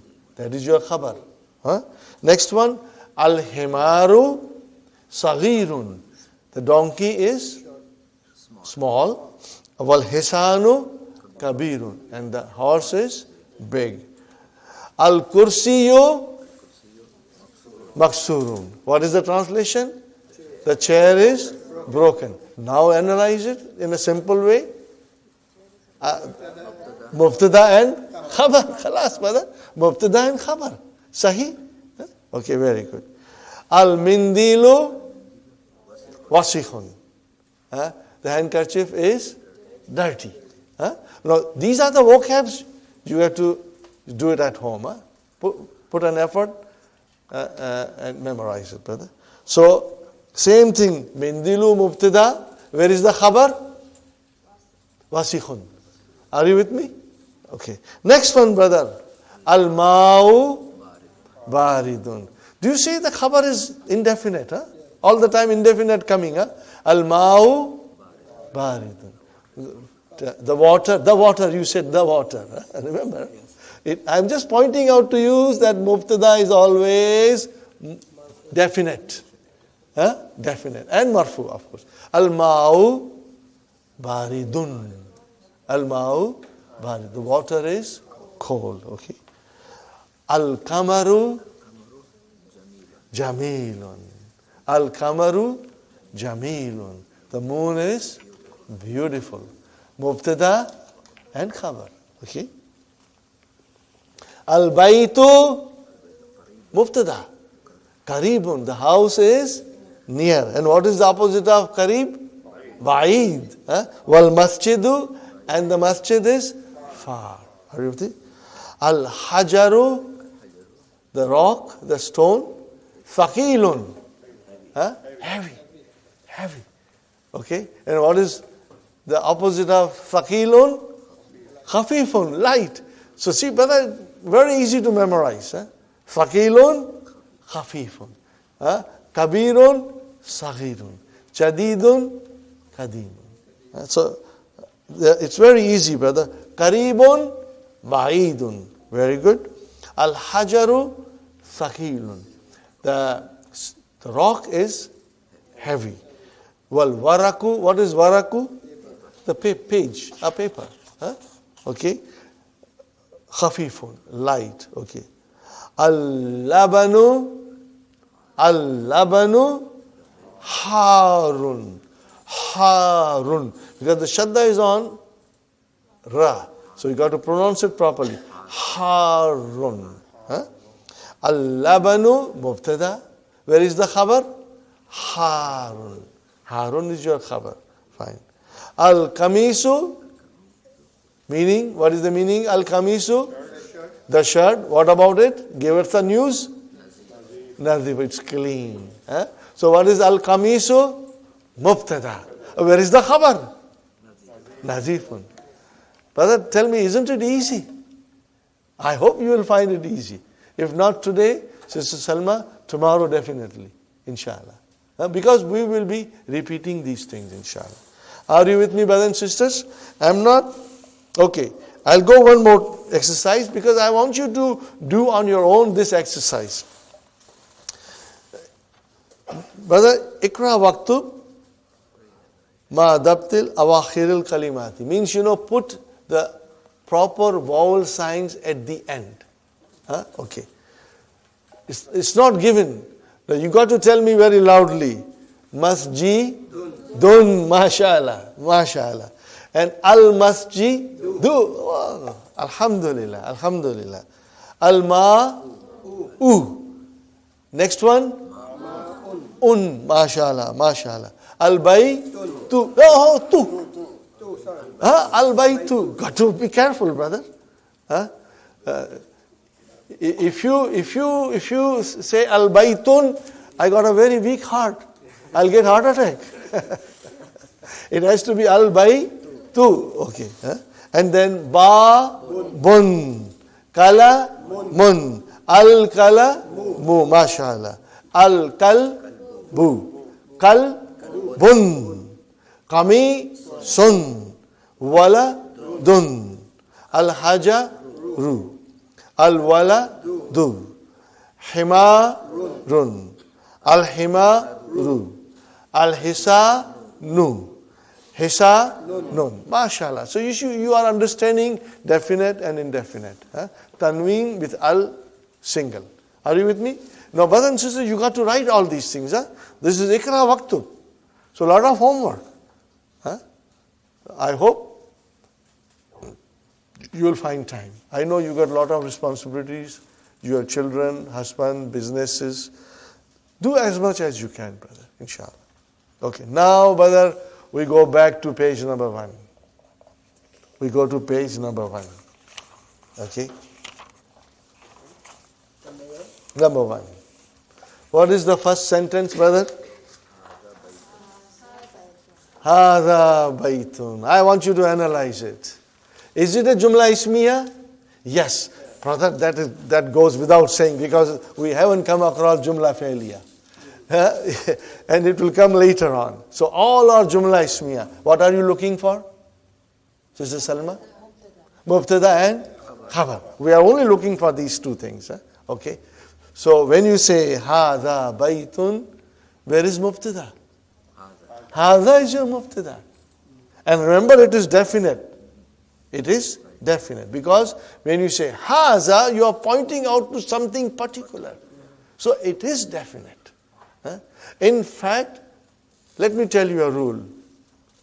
Are you listening? Are you listening? All pronouns. What did I say? All pronouns are definite.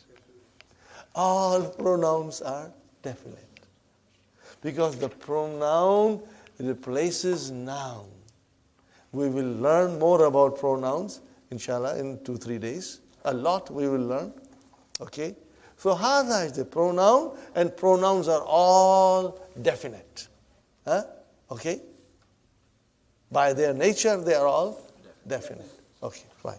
Hada baytun. So, hada is definite. Because we know mubtada has to be definite most of the time. In the Qur'an, we will learn the sentences in which mubtada is indefinite. And you will be amazed. You will love it when we will go through some of the sentences in the Qur'an. And it will amaze you, brother. Now you will feel that thing in your heart, inshallah. Okay, hadha baytun. What is hadha? I know this. Mubtada. What is hadha? Mubtada. Oh, where is the khabar? But I told you this is all halwa puri. Now do you believe me? It is all halwa puri. Okay, hadha masjidun. What is hadha? Mubtada. Where is khabar? Masjidun. ठीक है? Fine. Hadha babun. Where is mubtada? Hadha. Babun khabar. So all these are simple sentences. They are nominal sentences. They are jumla, ismiya, and they are mubtada and khabar. These are all simple. But be prepared to come across some hard chickpeas. And then we will be ready to analyze it, inshallah. Okay, fine. Now, from now onwards, you must understand one thing. We will try to analyze every sentence that will come in front of us. If the sentence is a question, what did I say, brothers and sisters? If the sentence is a question, we will not analyze it. We won't attempt to analyze it. Till we go in book 3. Till we go in lesson number 10 in book 3. We will not analyze it. Questions, just leave it aside. Don't even attempt. Don't make an attempt. Because it will confuse you. And you will ask me a question. You will confuse me. And when I try to explain you, I will not be able to remove your confusion. So questions, we will keep it aside. Statements, we will try to analyze, inshallah. And you will find it easy, inshallah. And I'll work my utmost to make it easy, inshallah. Okay, brother? Hadha baytun we know. Hadha kamisun we know. Everything we know, brothers and sisters. Okay, now we come to brothers and sisters. Okay. Hadha tabibun, hadha waladun. You know all these things. So, if I say hadha waladun, what I'm saying? Mubtada khabar. Hadha tabibun, mubtada khabar. Are you with me, brothers and sisters? Very good.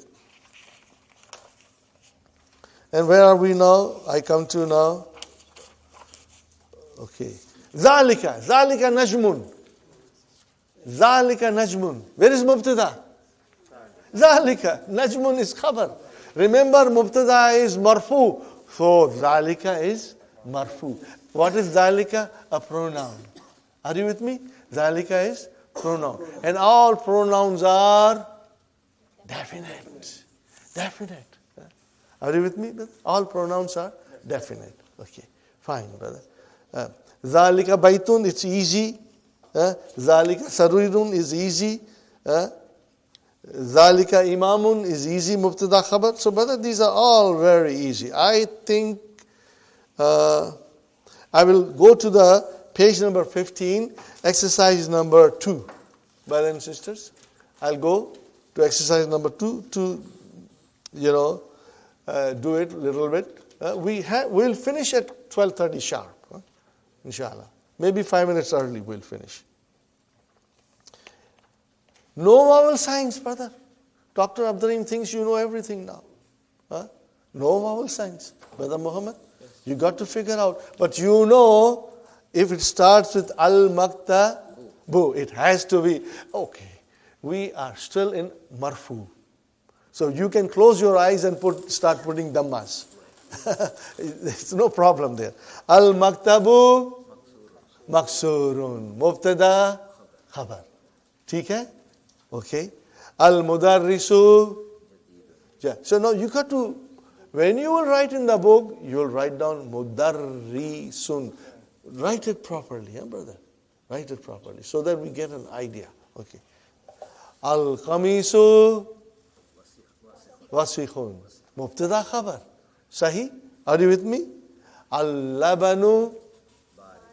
What is the meaning of it? Cold. I want you to go home and memorize the vocabs. Because we are going to repeat this tomorrow. Okay. Al-masjidu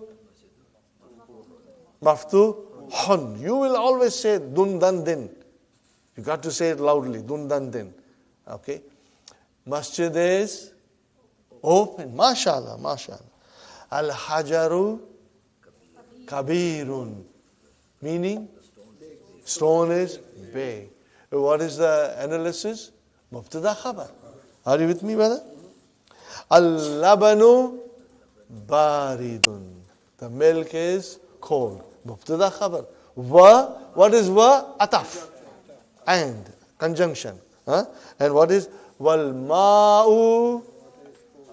Wal ma'u harun. The water is hot. Baridun harun. Opposite. Cold, hot. Fine, brother. Al-muhandisu. What is the meaning of muhandisu? Engineer. Al-muhandisu jalisun. It is sitting. Where is mubtada?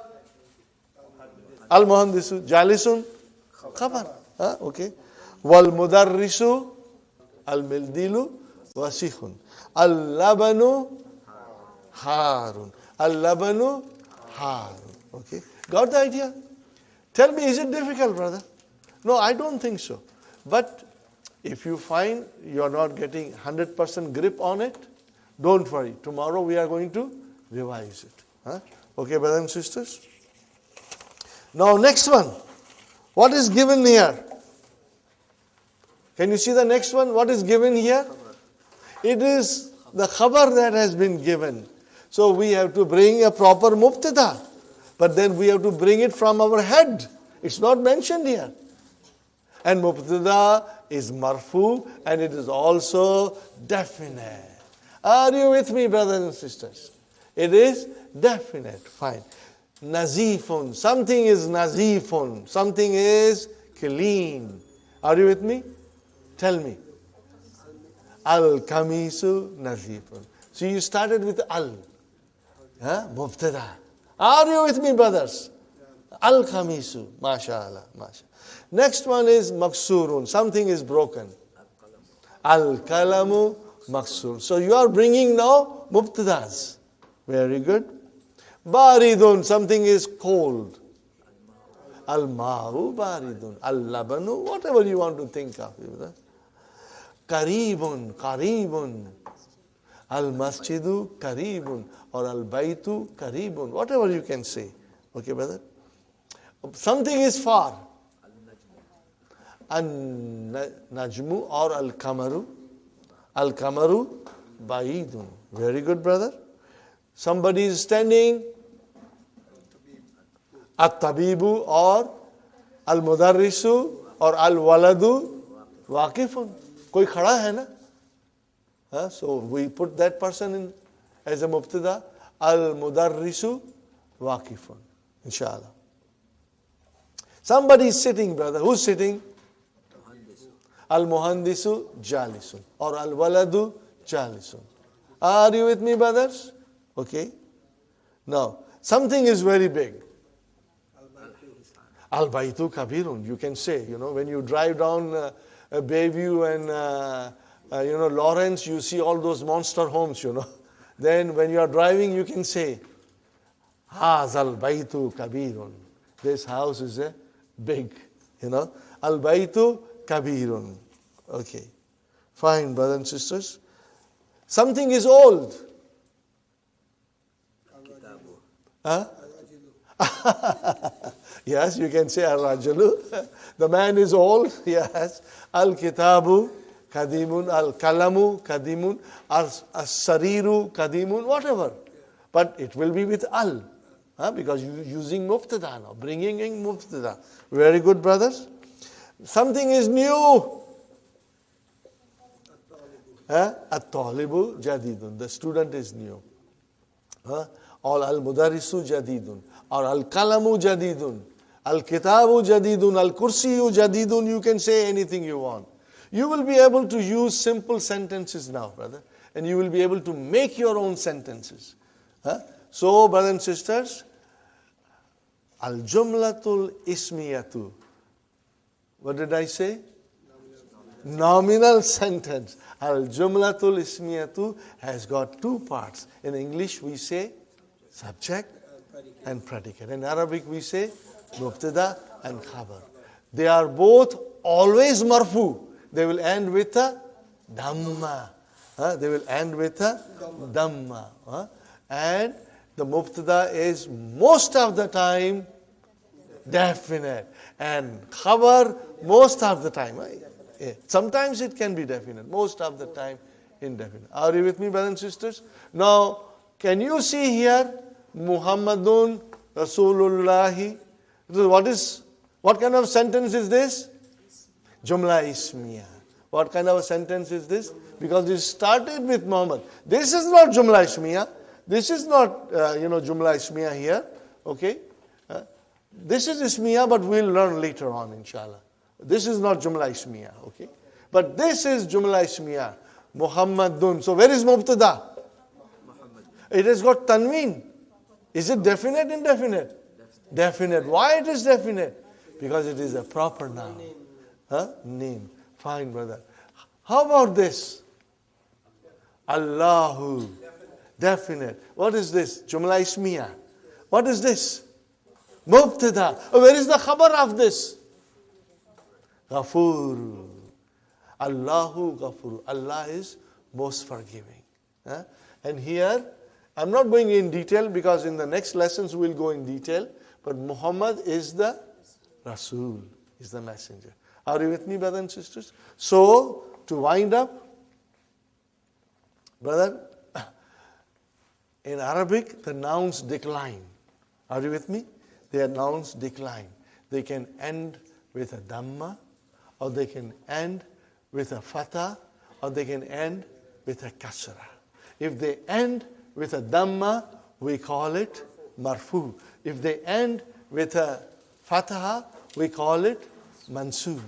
If they end with a kasra, we call it majur. So, in other words, it's dun, dan, and then. Again, say it loudly. Say it loudly. Dan, then. Now, if I say dun, what will you say to me? It's marfu. What will you say? If I say dan, what will you tell me? It's mansub. If I say then, are you with me?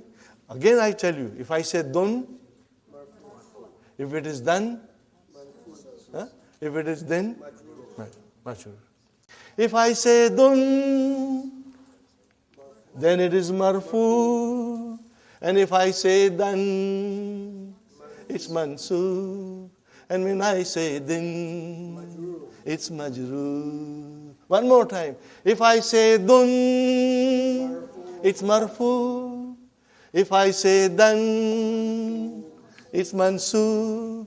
And if I say din, therefore, dun dun dan dan din din, dun dun dan dan din din, dun dun dan dan din din, dun dun dan dan din din. So that is what it is, brother. Dun dun dan dan din din, dun dun dan dan din din, dun dun dan dan din din, dun dun dan dan din din. So what I am saying? Marfu, mansub, and majroor. Will you remember this, brother? Marfu, mansub, majroor. This terminology you should memorize tonight. Huh? Because this is how we will be pointing out to the words. Are you with me? It's easy, brother.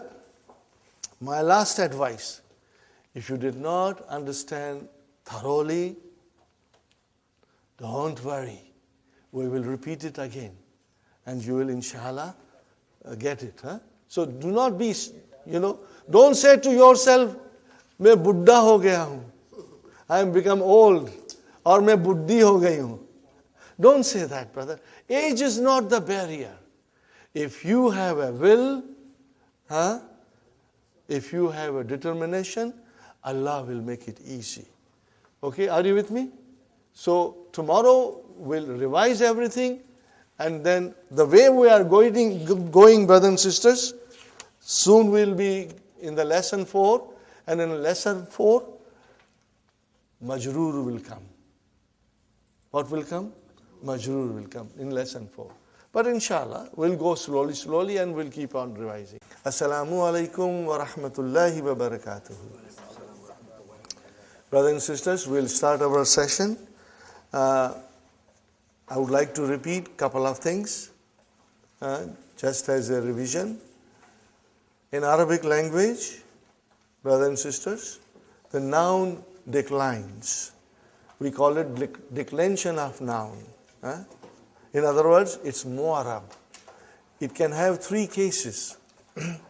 It can be nominative, accusative, and genitive. I did not say this yesterday, but then it may confuse you, but it is very simple. Nominative case means it is marfu. And then accusative case means it's mansub. And genitive case means it's majroor. So it should not be confusing. We will get used to marfu, mansub, and majroor more than anything else. In other words, the noun can end Muhammadun, that's why I said dun. Then it can end in dan, that's why I said dan. And it can end as a din. And we should be watching these things in the Qur'an when we read. If it is a noun, is it marfu? Is it mansub? Is it majroor? And it will tell you a story. Who am I? For example, we also said to you that in Arabic language, there are 2 kinds of sentences. If the sentence begins with a noun, then we call it jumla ismiya. If a sentence begins with a verb, we call it jumla fi'liya. Very simple. If it is a jumla ismiya, brothers and sisters, we are looking for 2 things in it. Where is mubtada and where is khabar? In other words, where is subject and where is predicate. And brothers, as I told you, the subject, the mubtada, is always marfu. So you see, it is telling you a story. You see a jumla ismiya, and you see a noun, and if it is marfu, it is telling you, I am mubtada. And then, if there is a khabar, it will also be marfu, and that khabar is telling you, I am. That marfu is telling you, I am khabar now. So you will be able to identify these things, brother. Okay? So, all the sentences so far we have done, they are very, very simple. No complications. But, things will get complicated. The more complicated they get, the more interesting they become. Inshallah, we are going to enjoy it when they get complicated. So, from time to time, I will also tell you, that certain things are harf and certain things are noun, okay? And you can make a little note. You do not have to sit down and memorize everything. Just make a note of it because I'll be repeating them and inshallah you will be hearing from me all the time. Okay. Now, we also studied that a simple statement like Hada Baitun, Hada Kursiyun, Hada Waladun, Hada Tabibun, you can change that into a question by putting Hamza in front. Now that Hamza is a varf. Hamza is a harf. Hamza is a harf. Okay? But then it has got a long name that by the time you go in book 2, you'll get used to it. Harful istifham. Particle for asking question. Interrogative particle. Okay? But you don't have to worry now. Just remember that when you put a in front of a statement, it turns into a question. That's all. Haza baitun, this is a house. Haza baitun, is this a house? That's all. Okay. And then we use ma to ask a question. Ma haza. Okay. But ma is not harf, but ma is a ism. Okay. Fine. Ma haza, what is this? Okay.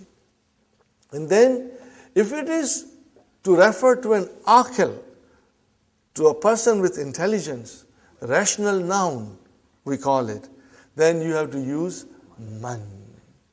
Then you have to use man. Man haza. Okay? Ma haza, what is this? Man haza, who is this? Inshallah, you will try and read the sentences more often and you will get used to it, inshallah. And then we were in lesson number 3, brothers and sisters, where we came to the definite noun and indefinite noun. That we had studied in the beginning. Huh, brother? Indefinite noun will always have tanween. Double vowel sign. It can be tanween dhamma, it can be tanween fatah, or it can be tanween kasra. Dun, dan, din. Depending on what function the noun is performing in the sentence. Are you with me, brothers and sisters? Now, how do you make indefinite noun into definite noun? By putting al and removing that double vowel sign, leaving only one vowel sign. Okay? Baitun, a house. Al baitu, the house. Kalamun, a pen. Al kalamu, the pen. Waladun, a boy. Al waladu, the boy. Tabibun, a doctor. At tabibu, the doctor. Mudarrisun, a teacher. Al mudarrisu, the teacher. So it's very simple, inshallah. And then I pointed out to you and I asked you, make simple sentences in English. Make nominal sentence in English. And you realized, I made you observe yourself, that you always started with the. Do you remember? You say, the house is new. The pen is broken. The kitab, the book, you always started with the. The book is old. In other words, brothers and sisters, mubtada, which is marfu, most of the time it is definite. It is definite now. And then the khabar, most of the time it will be indefinite. It is marfu, but it is indefinite. And then we did some exercises, brothers and sisters. I hope you were comfortable with them. For example, we did the exercise on page number 15, brothers and sisters. Exercise 3, in which we were filling the blanks with the words given. You remember? Jamilun, wasikhun, maftuhun, Harun, Thaqilun, Khafifun. Are you with me, brothers and sisters? Yes. There, you are there in the book now? Yes. Now, I was so pleased with your answers, brothers and sisters. When your answers are correct, I get a special happiness that things are now, working and you are understanding. We have to fill in the blanks. But what kind of a word is there in the front? For example, al-hajaru, al-kamaru, al-mindilu, al-babu, al-waraku, al-labanu. And I was pleased with your answers, brothers and sisters, because you say this is all mubtada. It means we are looking to fit in a proper khabar. And you did very well, but we'll do one more time. You can do it together. Brother, if I say al-hajaru, what will be your answer? Thaqilun, mashallah. Huh? If I say al-babu, maftuhun. Huh? You got the idea, brother? Farooq, inshallah. If I say al-kamaru, jamilun, mashallah.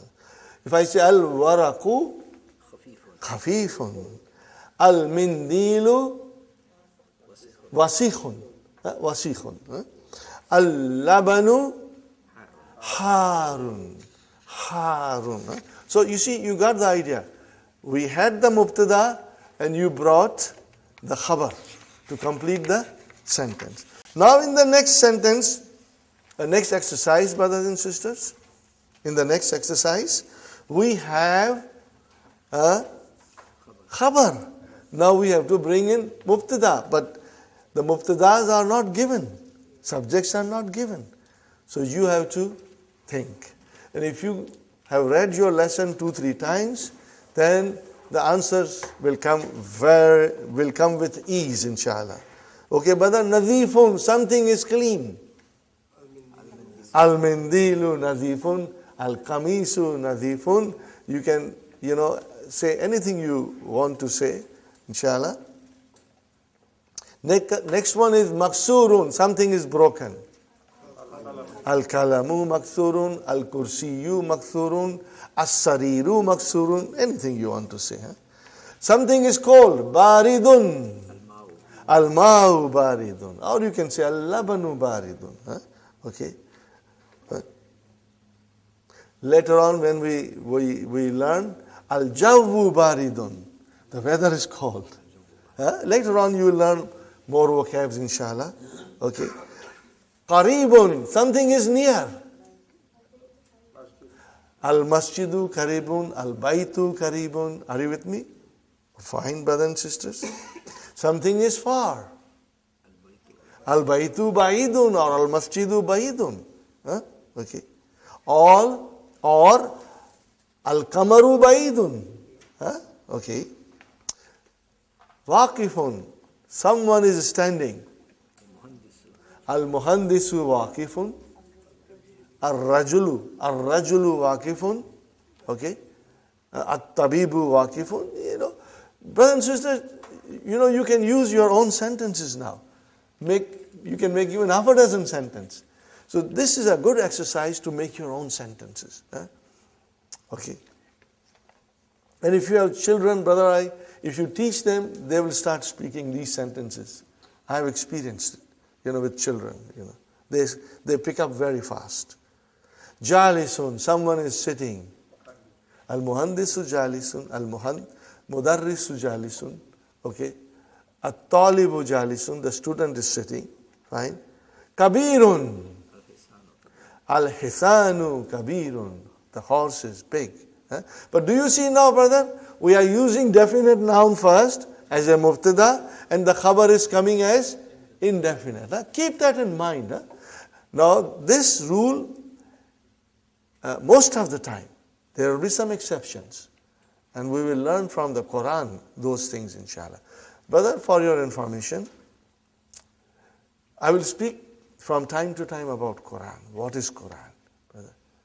Qur'an is such a unique book, 1400 plus year old, Nothing has been written like that in Arabic language to match Qur'an.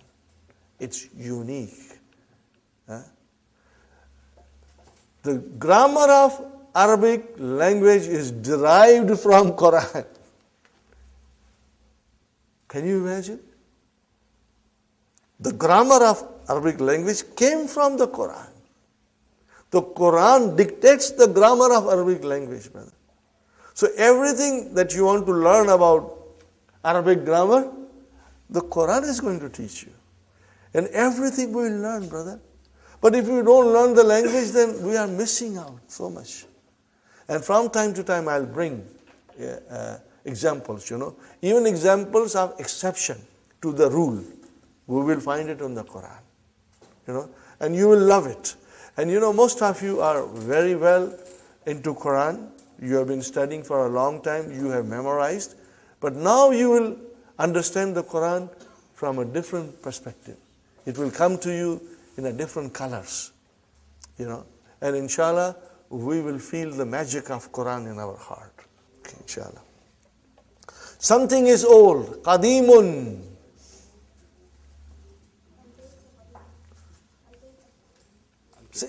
Al-Kitabu Qadimun. If you, Sister Maimuna, loudly, sister. Al-Baytu Qadimun. MashaAllah. Al-Baytu Qadimun. Correct. Al-Baytu Qadimun. Al-Masjidu Qadimun. Okay, very good. Jadidun, something is new. At-Tabibu Jadid. Okay, or Kitab, Al-Kalam. You can say a house, whatever you want to say. But you will start with definite noun, which is coming as a mubtada. MashaAllah. Al-Kalimatul Jadidu. But the new words. These are the new words. Okay, sure. Now, you will, I would like you to memorize them, the vocabs. The vocabs we should memorize. From now onwards, we should make a special effort to memorize. But that, for intensive course, you've got to study every day at home. You'll have to set out the time and study every day, inshallah. Al-Kamaru, what is the meaning, brother? The moon. Jadidun, new. Qadimun, Wasikhun, MashaAllah. Nadhifun, Harun, Baridun, Saghirun, Kabirun, Maftuhun, open. Maksurun, Thaqilun, heavy. Khafifun, Jamilun, Waqifun, standing. Jalisun. So there are many words in this block, brothers and sisters, which are opposite to each other. So you should try to figure them out. It will help you to memorize it quickly. For example, brothers and sisters, Jadidun, what is the opposite of Jadidun? Qadim. What is the opposite of Wasikhun? Nazifun. What is the opposite of Harun? You see how clever Dr. Abdur-Raheem is? He does it so beautifully, brother. I think this is a beautiful idea. When I first learned this, I was amazed, that this makes learning very easy. Saghirun, Kabirun. Okay? Then we have Thaqilun, Khafifun. Thaqilun, heavy, Khafifun, light, brother. And then we have Waqifun and Jalisun, opposite, mashallah. Now, brothers and sisters, we come to a thing in the lesson in which, if you have studied the tajweed rules, makes life very easy and simple. But if you are absolutely new to Arabic, then this concept will take some time to sink in. Because Arabic language has 29 letters of alphabet. Most of the people, they will say 28. But I read one scholar. She's from England. She's a doctor of language. And when I read her book, I felt, she was saying something which made a lot of sense to us. Brother, if there are 28 letters, then you are using alif as a hamza. But then what about alif itself? But when you say 29 letters, then you are using 28 of them as consonant, and one, which is alif, has no speech sound.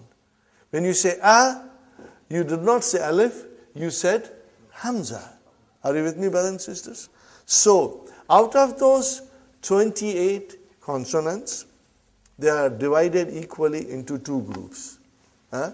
In English, we call them moon letters and sun letters.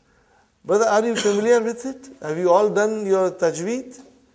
Sister Abid, are you familiar with this moon letters and sun letters? Oh, I read about it last night. I went through the book. Okay.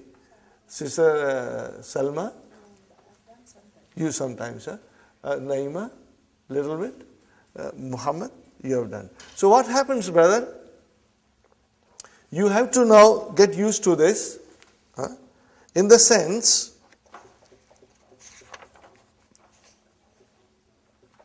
that maybe I should write down. I'll write down, brothers. Now I think I'll remove dun dan din. We know dun dan din now, inshallah. Don't take dun dan din lightly. It has a meaning in it. And it will remind you all the time.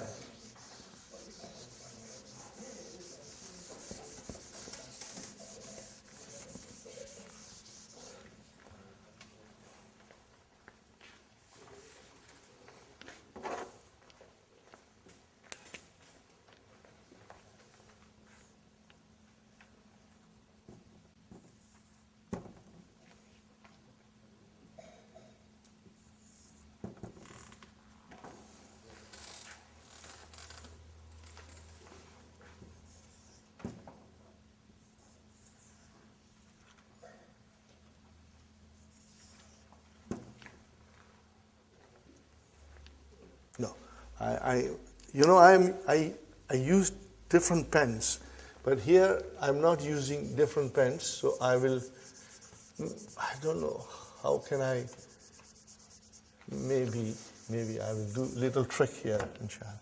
Alif, I will write the whole alphabet, brother, but then I will circle them. This is sun. Are you with me? This is sun.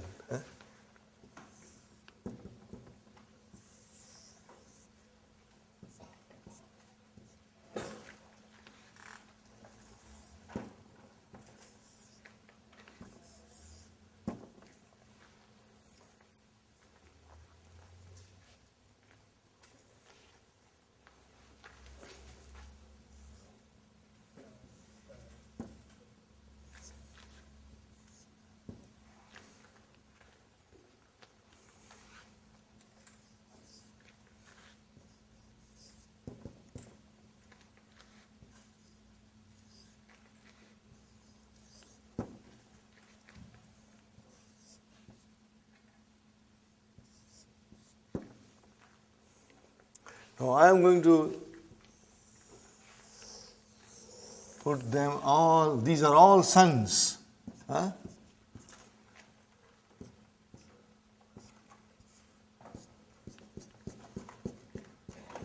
These are all suns. And then we have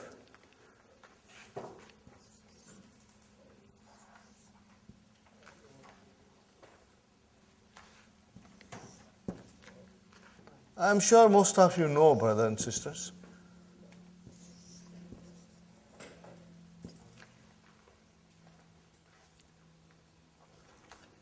Then we have Lam, also a sun. And then we have Mim, which is not sun. And then we have Noon, which is sun. In my book, I wrote it in different colors. And then we have Ha, and then Vav, and then Ya. Okay. Are you with me, brothers and sisters? Now, since we are doing this, we have to learn little extra things, brother. Hamza. Are you with me? Hamza. There are two kinds of Hamza. We are going to learn two kinds of Hamza.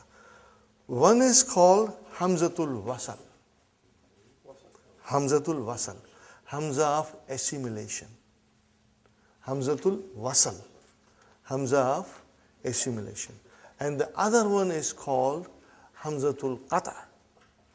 Okay. Now in the Qur'an which are printed in India, Pakistan, they do not differentiate between these two, brother. They do not differentiate between these two. But the Qur'an which are printed in the Middle East, Hamzas are clearly identified. And I think it is extremely, extremely important that we should follow the method which is coming from Middle East, because Arabic is their language. They know it, okay? So, what is the difference, brother? There are about 8 or 9 nouns in which, brothers and sisters, Hamza, when it comes, it's Hamzatul Wasal. Okay? We are going to learn it slowly, slowly. I don't want to write everything on the board. I will just introduce to you Hamzatul Wasal as it will come in the lesson. But I will try to explain you that in detail what happens with Hamzatul Wasal. Number 1, if I write down, brothers and sisters,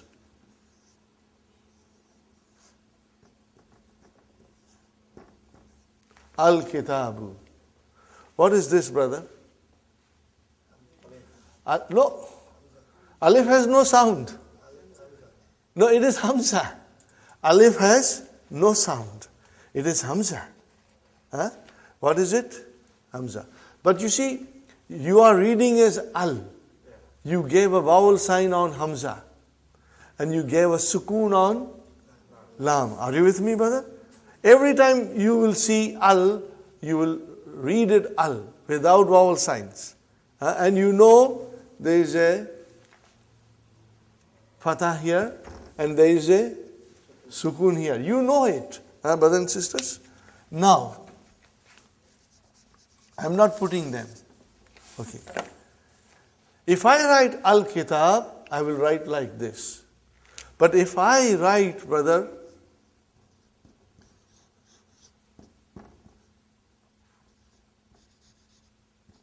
what did I write down? Akbar.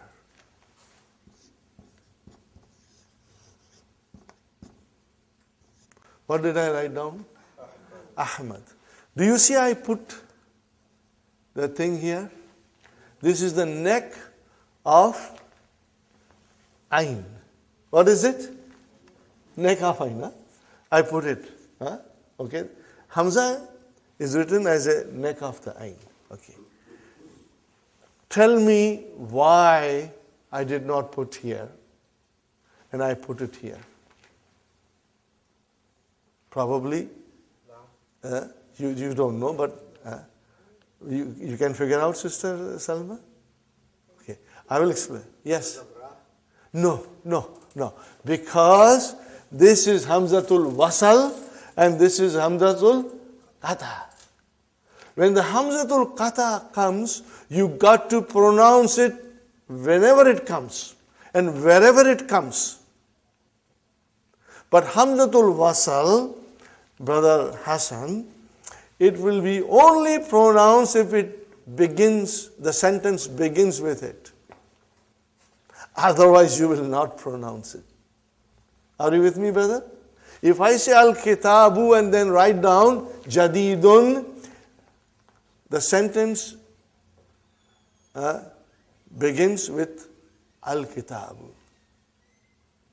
But suppose if I were to add here, wow, now what will become?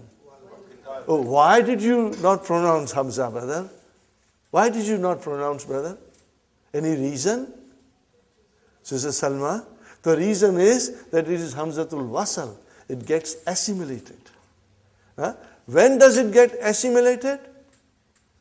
when it comes in the middle, or it has some other word or particle in front of it. Then you do not pronounce it. So what is this waw? It is ataf. Remember? Harfu ataf, conjunction. When it came in front of hamzatul wasal, you did not pronounce. You will say, wal kitab. But if I had to write down here wa, what will you do? Wa ahmadu. You cannot skip now. Are you with me, brothers and sisters? You cannot skip it now. So here is the simple statement about hamza, that there are two kinds of hamza. One is hamzatul qata and one is hamzatul wasal. Hamzatul wasal, brothers and sisters, if it starts the sentence, it is in the front, then it is pronounced. Otherwise, if something else comes in the front or if it comes in the middle of a sentence, you won't pronounce it. But hamzatul qata, you will always pronounce, no matter where it comes. So how do we differentiate? How do we differentiate? So whenever there is a hamzatul wasal, you will not put a hamza sign. Brother Samad? You won't put a hamza sign. But there is a hamzatul qata, you will put that sign there. And because most of us our parents are from India, Pakistan, and we are used to India, Pakistan script, whenever you write, you always write like this. And my teacher always used to say, in a red ink, she would write down kata on it. To tell me that this is hamzatul kata, you must put the neck of ain on it to differentiate. If you only wrote, then this is technically incorrect. You have to write down with the neck of ain. Are you with me, brothers and sisters? Now, in order to tell people that this is hamzatul wasal, you don't write anything, but you put a little sign. It's kind of a small swad. Huh? This sign, brother, tells you that this is hamzatul wasal. This is for those who have difficulty, in identifying. But once you get used to it, you know it. Huh? See, it's like the beginning of a sword. Little. Okay? So this is what hamzatul wasal and hamzatul kata is. So the hamza of al is hamzatul wasal. Okay? Now what happens if the letters are, in English, we call it moon letters. And in Arabic, we call it al-huruful kamriya, moon letters, al-huruful shamsiya. Okay? That's why I try to put little bit of extra here, brothers and sisters. This is sun, okay? Now, when you have al coming, brothers and sisters, when you have al coming,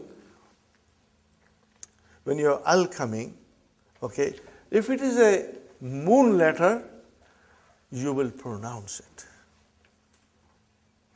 What will you pronounce? You will pronounce the lam. See, you will pronounce the lam. Right? Now here I have, go to page number 19 and see for yourself. Brother?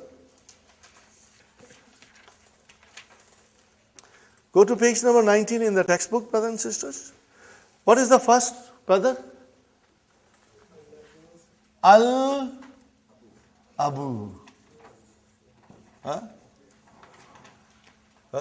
No, I did not put any sign there because that is hamzatul wasal. I did not put any sign because there is a hamzatul wasal. So it is al-abu. If I put waw in front of it, Brother Abdul Qadir, it will become wal-abu. Are you with me? It will become wal-abu. Huh? So without anything in front, I will pronounce it as al-abu. I will pronounce it as al-abu. So I did pronounce lam. Are you with me? I did pronounce lam. But if the next letter is ba.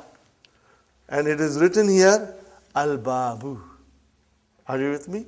Put waw in front, you will say wal-babu. Compare that to ta. We come to ta now.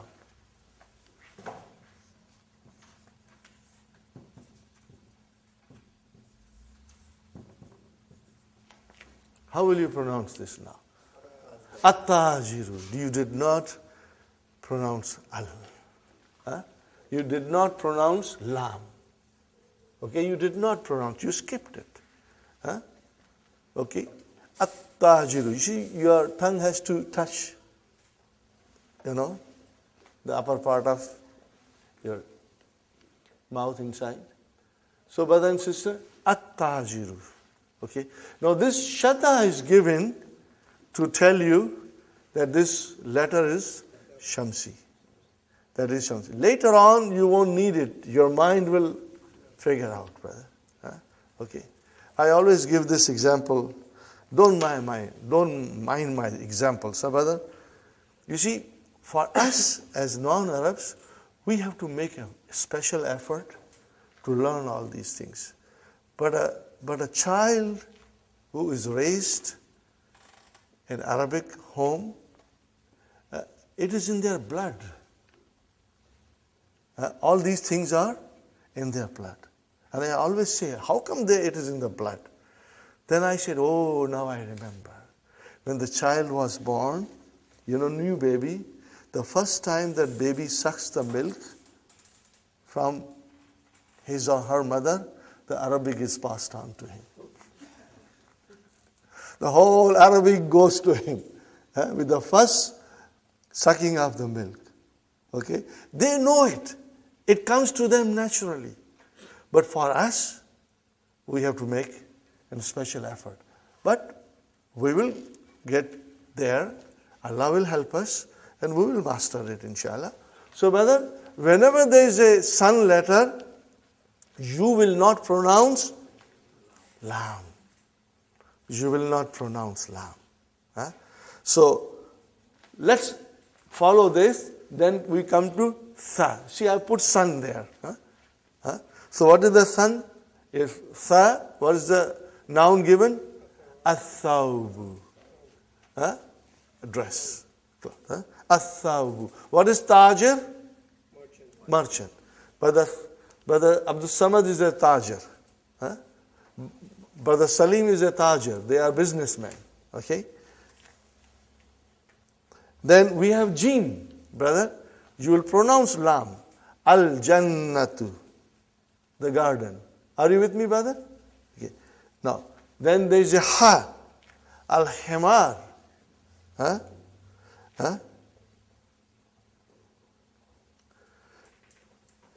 And then there is a kha. Al-khubzu, bread. Are you with me, brother? And then you see, it's very easy. If you were to memorize it, Brother Abdul Qadir, as soon as you come to dal, there is a chain of sun letters. Are you with me? There is a chain of sun letters till you stop at ain. So these are all sun letters. So it's easy.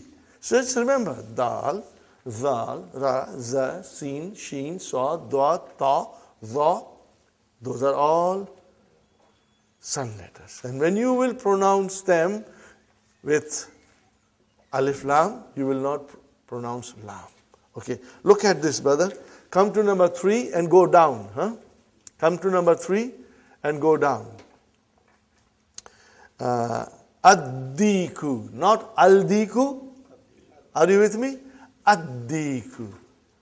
Sister Fatima, come sit next to Sister Naima. Here in the front. How are you? Okay, mashallah. Nice to see you, sister. Ad-diku. Next one, brother. Az-zahabu. Az-zahabu. Gold. Huh? Gold. Sona. Okay?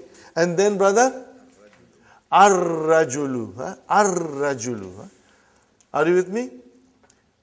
In our book, inshallah, the signs will be given, but later on we will get used to it, brother.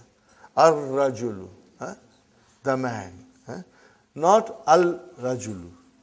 Huh? It will be wrong to say al-rajulu. It will be ar-rajulu. We won't pronounce lam. Why? Because it is a sun letter. Huh? And then, brother, az-zahratu, the flower. My daughter's name is Zahra. Same, az-zahratu. Okay. As-samaku, fish. See, as-samaku. Huh? And then ash-shamsu. No al, no lam. When I say, I shouldn't say al. I should say no lam. Hamza is pronounced. But if waw came, put waw in front of this, you will say wash. Even alif and lam both were assimilated. Wash shamsu. Okay? And then, brother, as-sadru, the chest.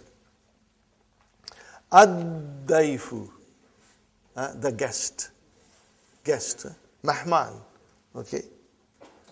And then, at-talibu. Not al-talibu, but at-talibu. At-talibu. At-talibu. Fine? Okay. And if you have waw, then it will become wat-talibu. Wat-talibu.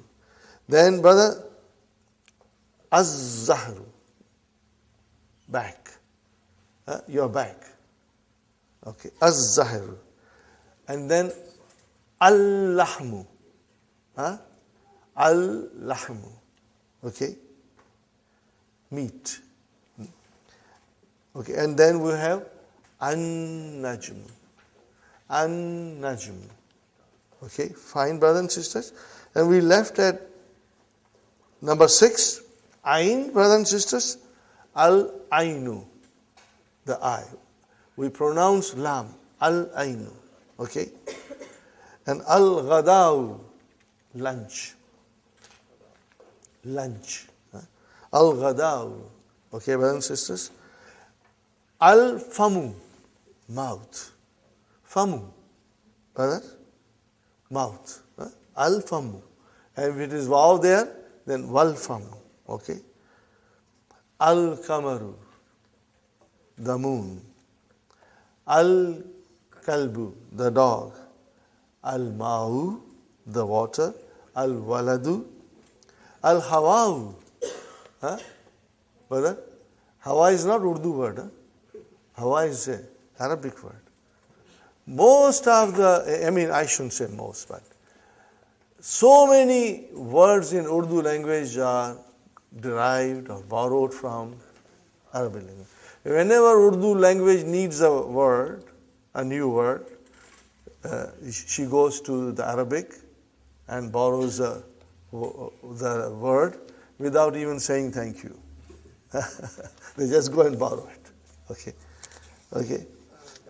Yes. Air. Hawa, air, brother. I'm sorry, brother. I should translate it because everybody doesn't understand Urdu. Yeah, but it is so common. These you'll be surprised, Brother Samad, that Arabic, is borrowed by so many other languages, and Urdu.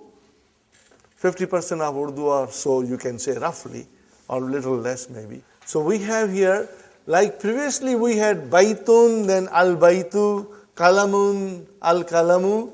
Now we have najmun, and it will become an-najmu. Got the idea? So now Dr. Abdur-Raheem is bringing the sun letter. Brother, see the wisdom. He will always teach us piece by piece. He did not mix everything together. It would have confused us. Having learned up to page number 15, and he only used moon letters. That is his cleverness. And now the sun letter comes. Had he used everything together, we would have got confused, The students will say, sometimes you are using al, sometimes you are lam, sometimes you are not using lam. What's going on here? Now we understand from here onwards that the Arabic alphabet is divided into two parts, sun letters and moon letters. Al-huruful kamariya, al-huruful shamsiya. Fine, brother. Then rajulun. Rajulun. How will you say definite? Ar-rajulu. Though we are not practicing, brother. Okay. Dikun. Make it definite. Ad-diku. Ad-diku. Inshallah. Talibun. At-talibu. Talibun. At-talibu. Okay. Very good, brother. Now comes our simple sentence. Jumla ismiya. Al-jumlatul ismiyatu. What is it, brother? An-najmu ba'idun. Got the idea, brother and sister? Before we did only al-kamaru ba'idun. Now we have an-najmu. So how will you pronounce, brother? An-najmu ba'idun. You did not pronounce lam. Okay. Next one is ar-rajulu waqifun. Before we said al-waladu waqifun or al-mudarrisu waqifun. Those are all moon letters. Now we have sun letter ar-rajulu waqifun. Brother, as-sukkaru. See? As-sukkaru. As-sukkaru hulwun. The sugar is sweet. MashaAllah. At-talibu maridun. At-talibu maridun. The student is sick. What do you find here, brothers and sisters? Mubtada khabar. What is going on? What's going on here? Mubtada khabar. There is a mubtada and there is a khabar. Don't move your sight from mubtada khabar. Keep that ready to figure out, inshallah. Ad-diku jamilun. The rooster is beautiful, fine. Ad-daftaru jadidun. Copybook. Daftar means copybook. Ad-daftaru jadidun. Copybook is new. The copybook is new. At-tajiru ganiyun. Tajir is always gani. At-tajiru ganiyun. The businessman is rich. Okay. And then ad-dukkanu.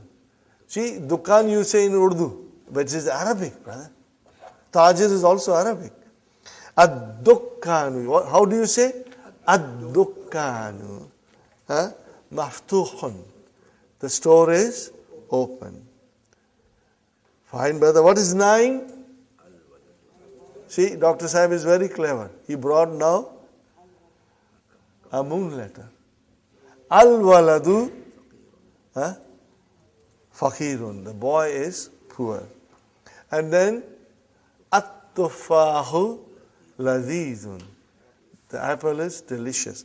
So, and then we have at-tabibu tawilun. Wal. See, now we are saying wal. We did not pronounce Hamza. Why you did not pronounce Hamza? You pronounce Hamza in the beginning. At-tabibu you pronounce. And now you are not pronouncing it. Why? Because they are Hamzatul Wasal. If it comes in the beginning of the sentence, you pronounce it. And then if something comes in front of it, you don't pronounce. Do you follow? The logic behind it. At-tabibu, you started the sentence. So Hamzatul Wasal, there is no sign, you will pronounce. Then we will say, wal mudarrisu. Wal mudarrisu, you did not pronounce Hamza. Okay? Because it's Hamzatul Wasal. Qasirun. Got the idea, brothers and sisters? Ikra waqtub. Ma dabti awakhir al-kalimat. Now put the vowel signs properly at the end, brothers and sisters. But you have to, yes, but rather put vowel signs everywhere, just for the practice of it. Ready, brothers and sisters? What is the first word? Al-babu. Is it moon letter or sun letter? Moon letter. You did pronounce lam. Al-babu. Huh? What is the next one, brother? At-tajiru. You did not pronounce lam. Why you did not pronounce? Because it is sun letter. Got the idea, brother? Inshallah. Next one, brother. An-najmu. You did not pronounce lam because noon is a shamsi, sun letter. Next one, brothers and sisters. Yes, sister Mu'min. Hamzatul Qata.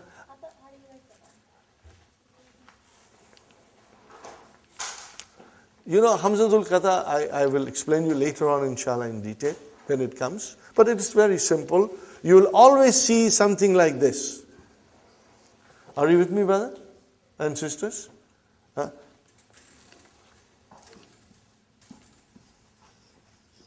What is this? Akala. Huh? This is a verb. We will be learning soon. Okay, what is this, brothers and sisters? Kara. He read. And what is this? Sa, a, la. See, I'm writing Hamza. Hamza is getting a kursi, chair, plus it is getting the neck of the ain. So that is, Sister Maimuna, Hamzatul Qata. It will always be pronounced, no matter where it comes in the sentence. But if it is Hamzatul Wasal, only in the beginning. And when it comes, I will be pointing out to you, inshallah. Huh? So, brothers and sisters, okay.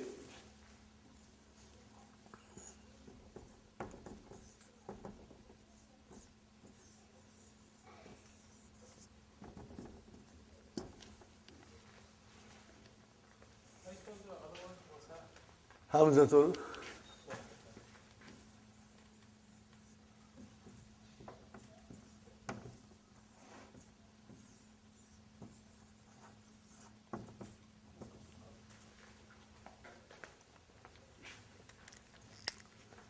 Okay.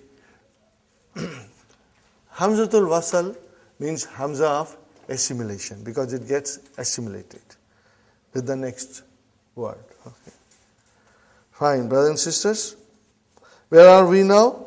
After Al-Kamaru, what is the next one, brothers and sisters? What is the next word? How will you pronounce it? Ad-diku. Why you did not pronounce lam? Because it is sun letter. Ad-diku. Next one, brothers and sisters. Al-ma'u.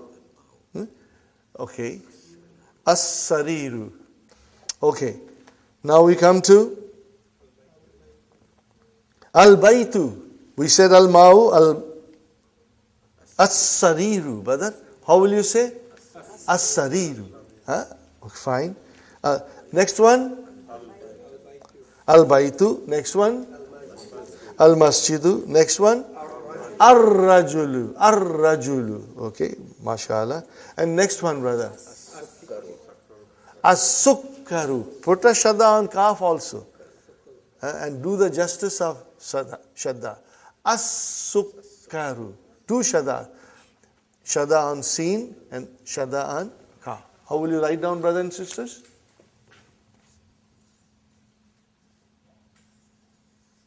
As-sukkaru. How will you write down? Make sure you put a shadda and kaf, otherwise you will not be pronouncing properly. Fine, brother and sister. Next one, al-waraku. Fine. Now we have to again exercise number 2. Brother, we did exercise number 1. What is written on top of it? Tamareen. What is it written? Tamareen. This is the plural of tamreen. This is the plural of tamreen. What is the plural of tamreen? Tamareen. Tamareenu. There is no tanween at the end. Tamareenu. Ta, ma, ri, nu. And we will learn why it is like that later on, inshallah. What's given here? Tell me, brothers and sisters. Khabar is given here. So you got to bring in mubtada. And we have to make it into a definite noun. Huh? So, brother, ghaniyun, somebody is very rich. Attajiru ghaniyun. Huh? Okay. Attajiru ghaniyun. Huh? Okay, brothers and sisters. And what is next one, brother? Hulwun. Huh? As-sukkaru hulwun. Huh? As-sukkaru hulwun. Next one, brother. Somebody is sick. Whom do you want to make sick? Al-waladu. Al-waladu maridun. Huh? Okay, fine, brother. Lazizun. At-tuffa'u. Huh? Lazizun. Or you can say, al-mawzu. Banana is delicious. Al-manjo. Mango is delicious. Okay. Tawilun. Somebody is tall. Ar-rajulu tawilun. And somebody is very short. Al-waladu kasirun. The boy is short. Al-waladu kasirun. Got the idea, brothers and sisters? You got to write it. Huh? Writing will make you perfect. Brother. It will give you better understanding of the rules that we are learning if you will write the exercise. Inshallah. Ikhtar. Choose. Choose the word from the first table and choose the second word which is suitable from the second table, brother, and ba, and make a sentence. This is a nice exercise. At-talibu, ad-dukkanu, at-tuffa'u, al-ma'u, al-hajaru, al-kalamu. And we have here ladidun, maksurun, thakilun, maftuhun, maridun, harun. So what is the first column? Mashallah, talibu. So first column is all mubtadas. What are they? All mubtadas. And the second column is all khabar. At-talibu maridun. Okay, brother? Ad-dukkanu maftuhun, mashallah. At-tuffahu ladhizun. Al-ma'u harun. Al-hajaru thakilun. Al-kalamu maksur. Okay, brother? Al-kalimatul jadid. New words. Okay? Are you with me, brother Abdul Qadir? Inshallah. Huh? What is the first word, brother? Hulwun. Sweet. Sweet. Maridun. Sick. Dukkanu. Ad-dukkanu. Shop. Ghaniyun. Rich. Tawilun. Tall. Fakirun. Poor. Kathirun. Short. At-tuffahu. Okay. See, there is no shadda anta. Dhamma is given. But now your mind knows that that is a sun letter. So you will pronounce as at-tuffahu. You will put a shadda anta. At-tuffahu. When we write, do we have to put a shadda? For the beginning, you do it, it's better, Brother Hassan, inshallah. One day, if you will continue your studies, you will be writing sentences or a small passages without even putting vowel signs, because it's all in your head. Now, we come to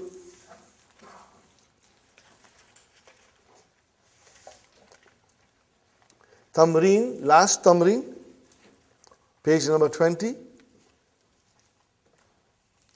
You read the following letters and write them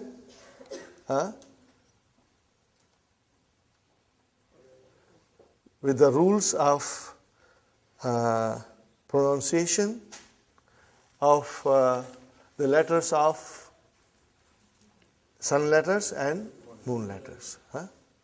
Okay? This I would like you to put proper vowel signs everywhere, brother. Huh? Not at al. Al is understood. You know al. Huh? What is the first one, brother? Everybody. Al-Baytu. MashaAllah. What is the next one? Ad-Diku. Huh? So then you will put Shadda and Dal. Huh? You will put a Shadda and Dal. Huh? Next one, brothers and sisters. Al-Mudarrisu. Al-Mudarrisu. Next one, brothers and sisters. Al-Babu. Next one. At-Talibu. Yes. Next one, brother. Proper pronunciation. As-Sukkaru. As-Sukkaru. Huh? Next one. Ad-Daftaru. Ad-Daftaru. Next one, brother. Al-Akhu. The brother. Next one. Ar-Rasulu. The messenger. Next one. Al-Wajhu. The face. Huh? Next one. As-Sadiqu. As-Sadiqu. The friend. Next one. Al-Qur'anu. Next one. As-Salatu. Okay? As-Salatu. And then Al-Kaabatu. The Kaaba. Next one. How will you pronounce? Ar-Ra'su. Not Al. Ar-Ra'su. The head. Ar-Ra'su. Okay. Next one, brother. Al-Isba'u. Finger. Huh? Al-Isba'u. Finger. What is the next one, brother? As-Sabunu. Don't think you are reading Urdu. Huh? This is Arabic. As-Sabunu. Soap. Huh? Okay, brothers and sisters. Next one. Az-Zufru. Fingernail. Huh? Fingernails. Okay. And then, brother and sister, next one. Al-Fajr. Morning. Az-Zuhru. Afternoon. Al-Asru. And then Al-Maghribu and Al-Isha. Got the idea, brothers and sisters? Inshallah. Now we are coming to lesson number 4, and I have to explain many things to you in lesson number 4. Now, brothers and sisters, in this lesson, we'll start learning the pronouns. We will start learning the pronouns. Okay? And there are 2 parts in this lesson. We will learn pronouns, and then we will start the verb. I will see how much we can do, but I think on Thursday we'll definitely talk about verbs. Maybe a little bit tomorrow. Now, when I teach you about verb, brother, I want everybody to be here. This is most important. People always are afraid of Arabic verbs. When they talk about verbs in Arabic, they only say this, Baap re baap. I did not say Bob re bob. Okay. Everybody is scared. But I found Arabic verbs to be most beautiful, fascinating, logical, brother. And I will share with you, and I'll show you in a way that you will fall in love with Arabic verbs, inshallah. But I will go in detail, slowly, and explain you everything. That explanation you won't find any in book easily. Somebody has to show you these things. That will be coming in second part of lesson 4. In the first part of lesson 4, brother, the pronouns are coming. So when the pronouns are coming, we have to now learn about the pronouns. Okay. What is pronoun, brother? In Arabic we call it damir. Remember? And damir is also ism. In the group of ism, damir comes. Why?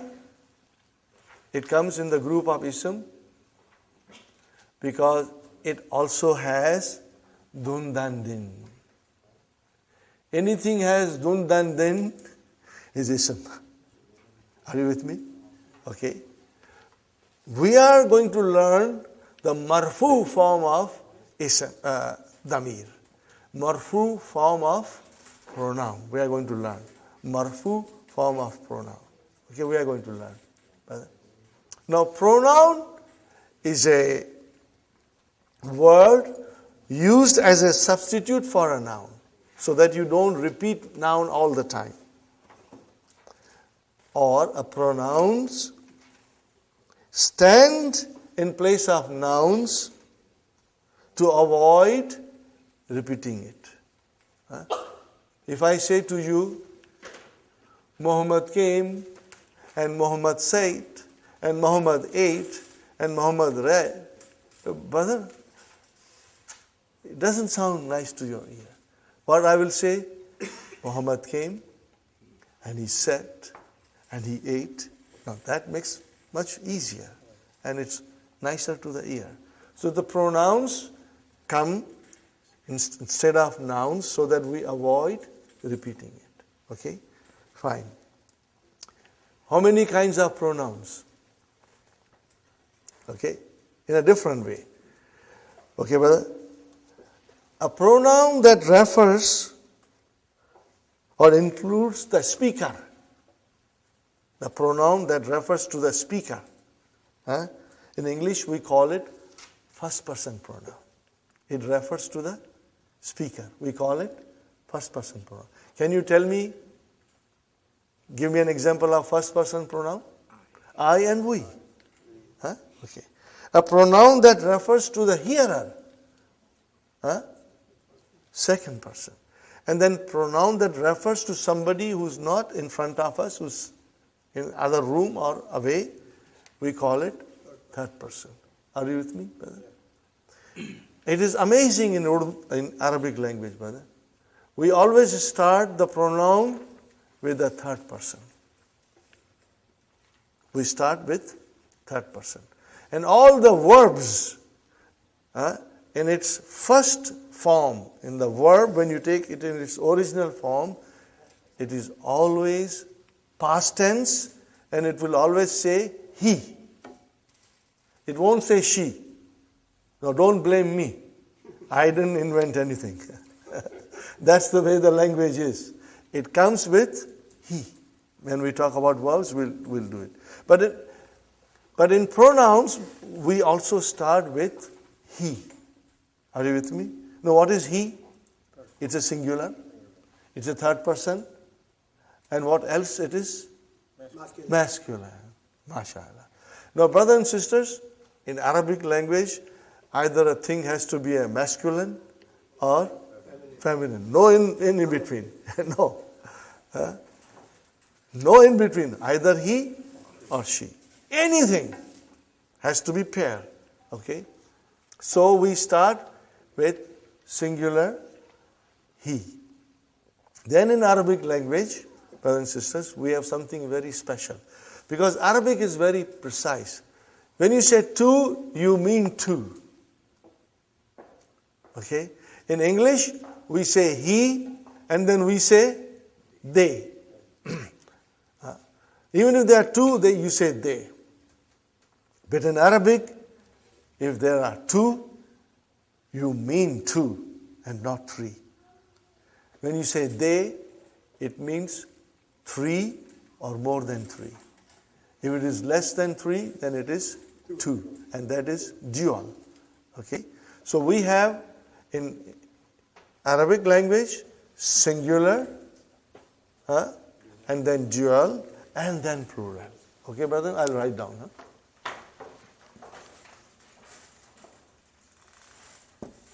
Singular, and then we have dual, and then plural. Are you with me, brothers and sisters? Okay. Today, we will learn only third person. And then tomorrow, inshallah, we will learn the rest of it. And I've got a small song for it. I'll be singing for the next few days. And that will also hammer in your mind the pronouns, brother. Okay? Now, it's amazing, brother, how the Arabic language is, honestly. This is the palm of my hand. 4 fingers and thumb. And in each finger, there are 3 sections. Are you with me? Okay. So if I say masculine, then I have first section singular, dual, and plural. Isn't it amazing, brother? I think it is, I should say in the language of our children, it's cool. Okay. Number 2nd finger. Let's make it feminine. This was masculine. We make it feminine. So again, singular, dual, plural. So these 2 fingers, peace, these 2 fingers are for 3rd person. And then the next 2 fingers are for the 2nd person. Same thing, masculine and feminine. And this thumb, brothers and sisters, this thumb is for 1st person. But then there are only 2 sections. So in thumb we have only singular and plural. Okay, fine. Okay, brothers and sisters, we start now with 3rd person. It's called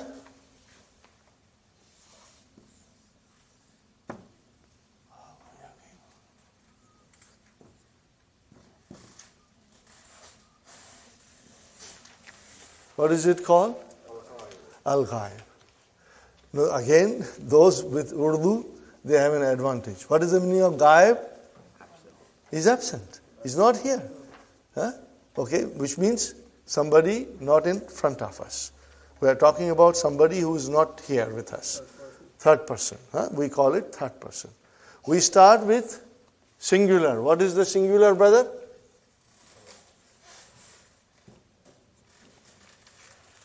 What is it, brothers and sisters? Huwa. What is next one? Dual. Huma.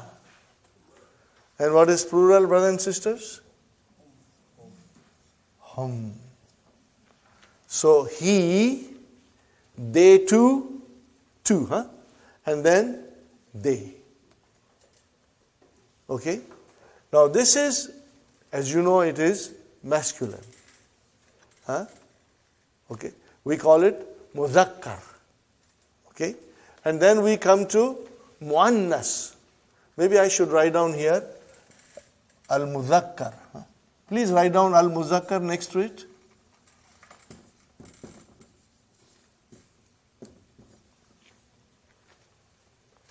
And then I will write down, this is al-muzakkar, brother.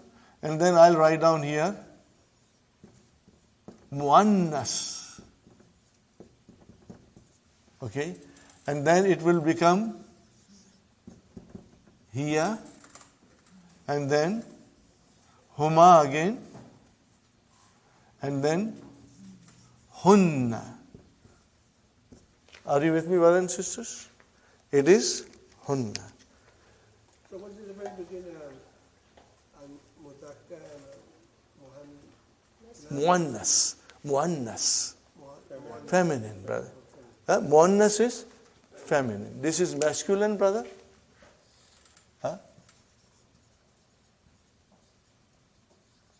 And this is feminine. Now you have the handout. Would you like to go to the handout, brothers and sisters? I think it's page number 6 or 7.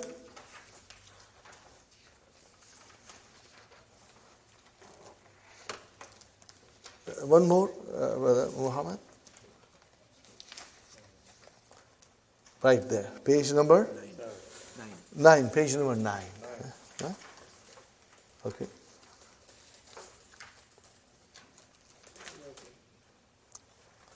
Okay, brothers and sisters, here we are.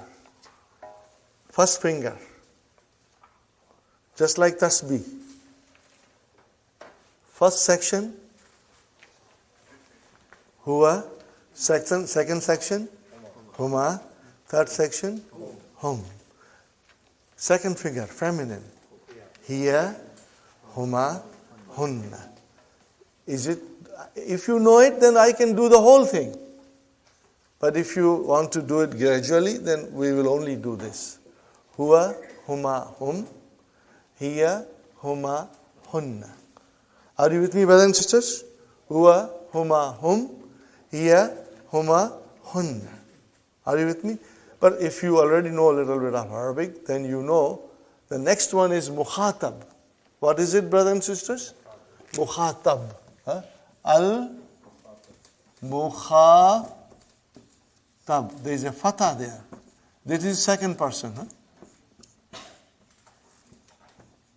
And this is your first person. No, third person, I beg your pardon. Third person. Okay. Since you have it in your handouts, brother, it's easy for you to see there. What will be the second person, brothers and sisters? Masculine? Anta. Are you with me? Anta. Next one? Antuma. And plural? Antum. What will be the fourth finger? Feminine. Anti. Antuma. Antun. Are you with me, brothers and sisters? Huh? And then mutakallim, ana and nahnu. Because you know it, I'm not writing it, brothers and sisters. But Sister Salma, do you know the second person? Anta, antuma, antum, anti, antuma, antunna, and then ana and hen. We got to memorize it. And you got to use your finger, it will help you. Just like taking out tasbih. Okay, you will remember. Okay, ready? Huwa huma hum, hiya huma hunna, huwa huma hum, hiya huma hunna, anta antum antum, anta antum antum, anti antum antunna, anti antum antunna, ana nahnu, ana nahnu, huwa huma hum, hiya huma hunna. If you want to sing with me, you are welcome to sing, brother. We'll sing in a chorus now. Inshallah, in a couple of days, you will be singing in your car. Or, while you are taking shower, you will be singing. Huwa huma hum, hiya huma hunna, huwa huma hum, hiya huma hunna, anta antum antum, anta antum antum, anti antum antunna, anti antum antunna, ana nahnu, ana nahnu, huwa huma hum, hiya huma hunna, huwa huma hum, hiya huma hunna.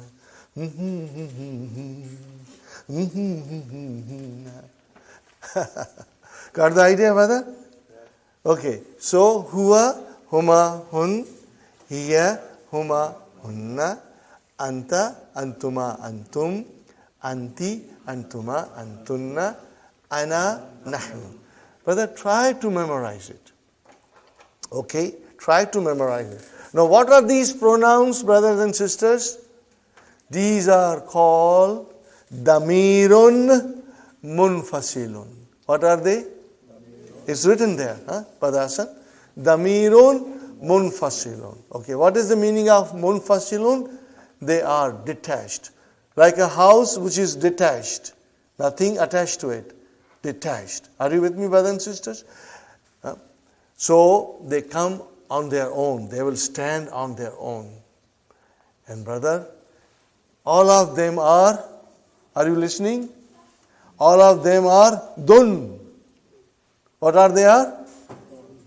It means they are marfu. They are all marfu. Okay? They are marfu. They will come as a mubtada. Most of the time. They will come as a mubtada. Okay? Here is an example. Ana mudarrisun.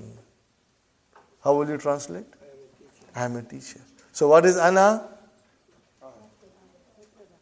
Mubtada. MashaAllah. Because if you say ana means I want to tell you I know that. Okay? More than that, it is mubtada. And mubtada is always marfu. And it is definite. Are you with me, brothers and sisters? So these pronouns are definite. And they are all marfu. There is a different form for mansub. Okay? This form, we call it damirun munfasilun. Please say with me 3 times. Munfasilun, munfasilun, munfasilun. Damirun munfasilun means detached pronoun, standing on its own. And they will come, they are all marfu, they will come as a mubtada. Ana mudarrisun. Anta talibun. So what is the translation? You are a student.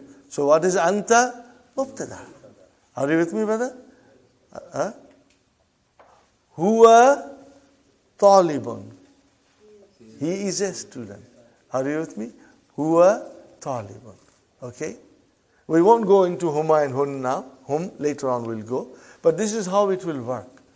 So first and foremost, brother, you will try to memorize it.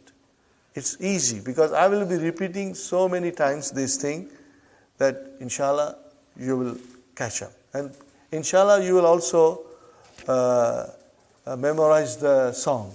So then it will become even more easier on you. I think it's time to take a little break and recharge our batteries, inshallah. So let us take a break. So brothers and sisters, I wrote down for you on the board all the pronouns. I only meant to do third person today, but since you all know, I have written it all. Look at it carefully, brothers and sisters. Al-Ghaib, which is third person. Masculine, Al-Muzakkar. Okay? Right now, if you say masculine, it is good enough. Slowly, you'll get to say Muzakkar also. Huwa, huma, hum. Please use your finger. It's nice way of doing it for a few days. Use your finger. Huwa, huma, hum. And then second finger. Hiya, huma, hun. And then we come to al-mukhatab, which is feminine, masculine, al-muzakkar, and al-muannas, and that is anta. See, the hamza of anta is hamzatul qata. I put a little neck of hamza on it. It is most important. Okay? If you don't put a fatha, it's okay. But neck is important. It's like putting a dot. Neck. Antuma, antum. Are you with me, brothers and sisters? And then anti, antuma, antunna. And then we come to al-mutakallim. Are you with me, brother? Al-mutakallim, the one who speaks. Okay? And that is first person. And in that mutakallim, first person, both mudhakkar and muannas are same. Right now in this lesson, Dr. Abdur-Raheem uses only huwa, hiya. He goes very slowly. The pronouns will come slowly. But I thought we can just practice them every day so that you can become stronger. Okay? One more time, I'll sing for you, brothers and sisters, because I believe this is a nice way of strengthening your understanding and memorization, brother. Huwa huma hun, hiya huma hunna, huwa huma hun, hiya huma hunna, anta antum antum, anta antum antum, anti antum antunna, anti antum antunna, ana nahnu, ana nahnu. I need a tabla now. Okay. Are you with me, brothers and sisters? Okay. So that was about the pronouns. And what kind of a pronouns they are? Damirun munfasilun. What are they? Damirun munfasilun. See, say 3 times with me. Munfasilun. Munfasilun. Munfasilun. What is the meaning of munfasilun? Detached. On their own. Detached. And remember, brothers and sisters, they are marfu. What are they? Marfu. They are marfu. Okay? You will remember them. They'll come as a mubtada, inshallah. Now we come to Ad-Darsul Rabi', lesson number 4 in the main book. Brothers and sisters, we come to the Darsul Rabi' in the main book. Look at the first word, brother. Al-Baytu. Al-Baytu. What do you see, Al-Baytu? It's singular. Right now, the sentence is not given. So it's just a noun, but it is definite. So how will you now translate it? The house. The house. And what is next, brother? Fil bayti. Brother, from baytu you made it bayti. Why? See, from marfu you made it into majroor. There has to be a reason. How could you do it? The reason is that before the noun, preposition came. Sister Fatima, al-baytu, remember tu, marfu, and now you are saying fil bayti, ti. Why? Because preposition came. What is it? Preposition. What is called preposition in Arabic? Harfu jarrin. Yani particle that pulls down. Are you with me, brothers and sisters?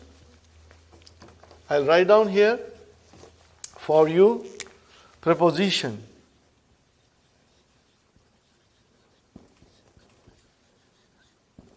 Means, brother and sister, harfu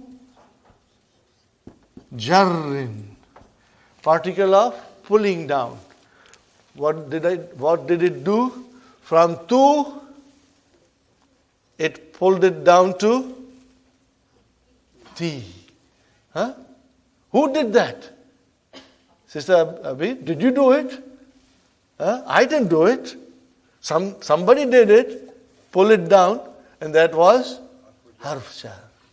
So, brothers and sisters, this is our start of learning the majroor form. Are you with me?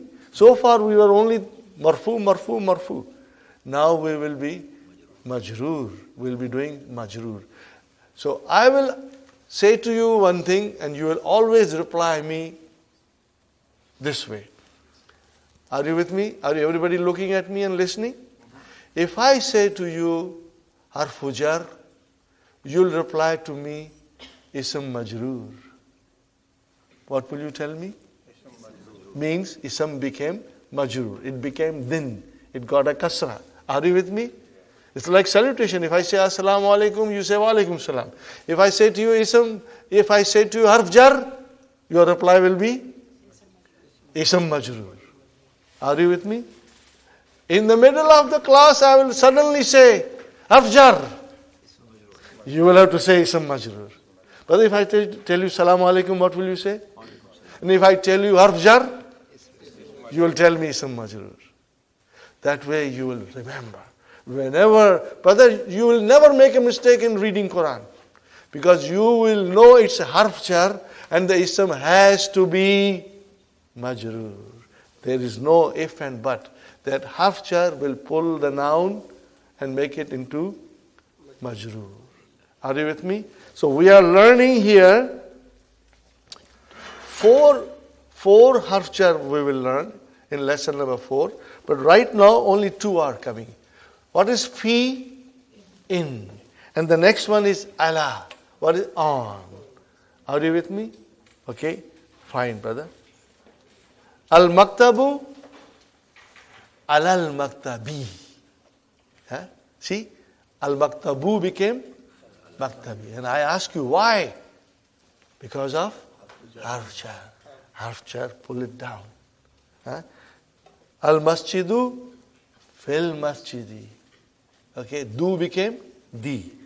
As-sariru, alas-sariri. See, Brother Farooq, how I am pronouncing?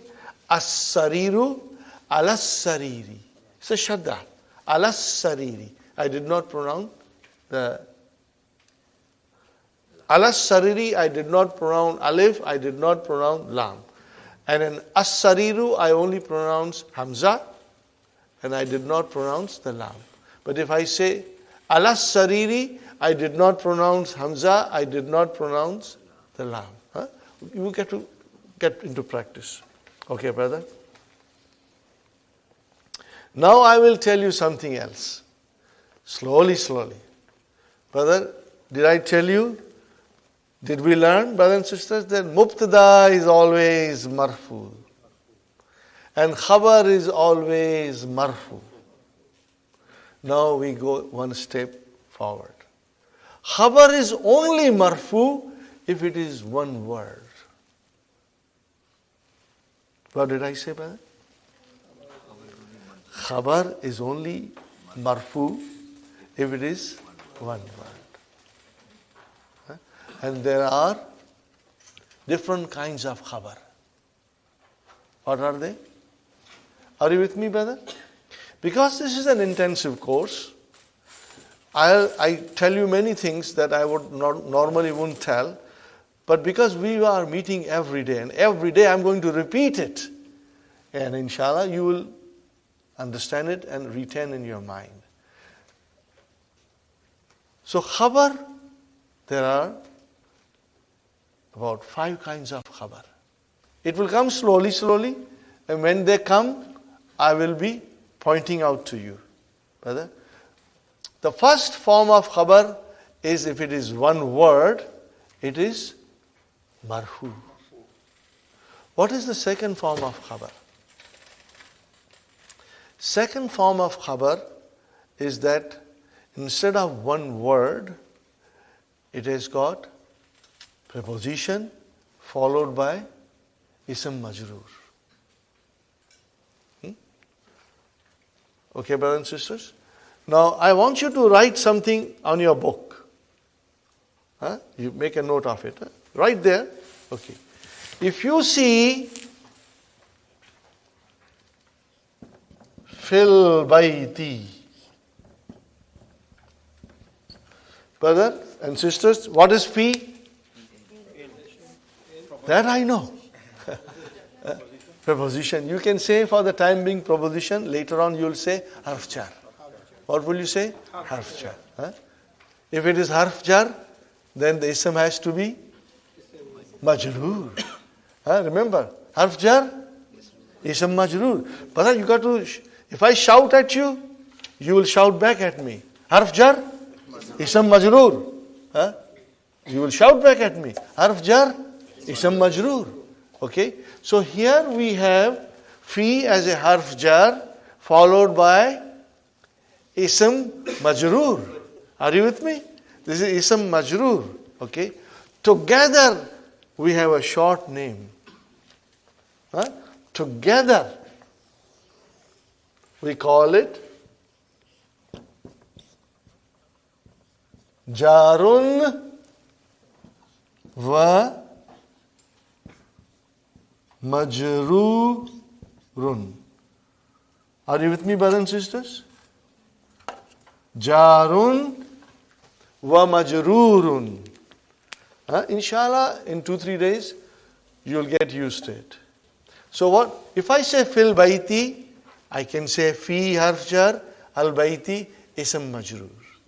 If I say fil baiti, in short, you can say to me, jarun wa majrurun. What is the meaning of jarun wa majrurun? It means there is a harf jar followed by ism majrur. So we will say jarun wa majrurun. Are you with me? Fine. I know this is quite a bit that I'm telling you. But because I'll be telling you every day, and inshallah you will understand. Today, if you do not understand 100%, I have always told you, don't worry. It's normal. It will come to us slowly, slowly. Okay. Now I go back to you one more time, brother. Sentence. What is sentence? A group of words which make complete sense. What is phrase? It's a group of words, but it does not give you complete sense. Are you with me, brother? If I tell you, fil baiti, translate, in the house, is it a sentence? No. What is it? Phrase. What do you call phrase in Arabic? A beautiful thing that you call in Arabic. Are you ready to write down?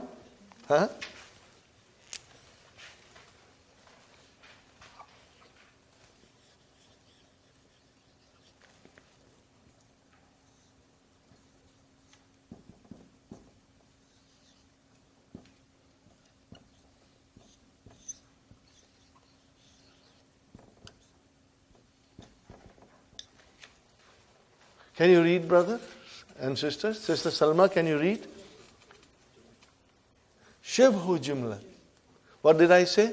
Shibhu jumla. Okay, now jumla is a sentence. What is the meaning of shibhu jumla?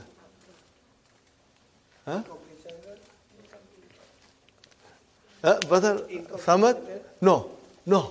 Shibhu means something looks like jumla, but it is not a jumla. Are you with me? Shibhu means it looks similar, but then it is not. It's not a jumla. It's a shibhu jumla. It looks like a jumla. It is similar to jumla, but it is not jumla. What do you call shibhu jumla in English? Phrase. What do you call phrase in Arabic? Shibhu jumla. What do you call shibhu jumla in English? Phrase. What do you call phrase in Arabic? Shibhu jumla.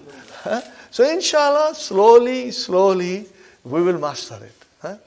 But this is quite a bit. It's not in the book. But I found that if I understand this gradually, then when I go in a deeper water, I'm comfortable. I know how to swim.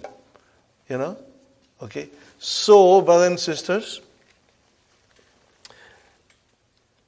if I tell you Muhammadun fil masjidi, what did I say? Muhammadun fil masjidi. Masjidi, because fi came. Brother Samad? How will you translate? Muhammad is in the masjid. Okay. So, where is Mubtada? Muhammad. Where is Khabar? Masjid. MashaAllah. You said it right. So what is Khabar? Shibhu Jumla. What is Khabar? Shibhu Jumla Khabar. There is still more to it, but that I won't tell you now. As you become stronger, then I will add few more things. The cover will be in the masjid. In the masjid. Not just masjid, in the masjid. In the masjid, because the whole thing is a shibu jumla. And brother, how will you say in Arabic? Muhammadun mubtada. Fi harf jar. Al masjidi ism majroor. And together I will write down jarun wa majrurun. With today, together, isn't it? Shubu jumla khabar. I know it is quite a bit to swallow, but it will come because I am going to repeat it all the time. So, if you want to say in short, Brother Samad, you already said it correctly. In the masjid is the khabar. What is in the masjid? Jar majroor. What is in the masjid? Muhammad. So, from a grammar point of view, jarun wa majrurun. And what is brother jarun or majrurun in this particular case? It's a shibu jumla. It's a phrase. So if I were to tell you in English, which you will understand a little better, that in the masjid, it is a preposition followed by noun in the genitive case. Together, it is a phrase and it is the predicate. What is it, brother? Subject and predicate. Is it correct? Subject and predicate. Where is the predicate? In the masjid. And what is in? Preposition. And what is masjid? It's the noun in genitive case from our point of view. Are you with me, brother? Sister? So now watch for it and catch the khabar. What are you going to do now? You will catch the khabar in the sentences. Okay? Let us see. It's going to be interesting. But brother and sister, do not get worried if you cannot find it right away. Because I am going to repeat it in so many times. Are you listening to me, brother? That it will come out of your both ears. So and when you are sleeping and turning your side, you will say jarun majrurun. You will turn your side and you will say jarun majrurun. Are you with me, brother? Inshallah. Yes, brother Farooq. Shubu jumla. Shubu jumla. Say 3 times. Shubu jumla. Shubu jumla. Shubu jumla. Which means phrase. Means it's not a complete sentence. It looks like a sentence, but it is not a complete sentence. It is a phrase. Yes. In the masjid, on the table, in the market, under the table, over the table, behind the board, in front of the board. These are all Shibu Jumla. Okay, and we will be dealing it one by one as they come in the lesson. Yes, Brother Farooq, any other question, brother? You will be with me now, brother? So you know pronoun, and you know that pronoun are definite, so they are mubtada, and then the khabar can be jarun wa majrur. The khabar can be jarun wa majrur. Okay. I want you to, Brother Muhammad, keep on turning the pages. Later on, you can go to this page at home during weekend, brothers and sisters, and see if you can understand it. Turn on the pages and I'll tell you to stop, and then we will tell everybody. Here, page number 17. Sweet 17. Okay? Page number 17 in your handout. But you do not have to swallow everything.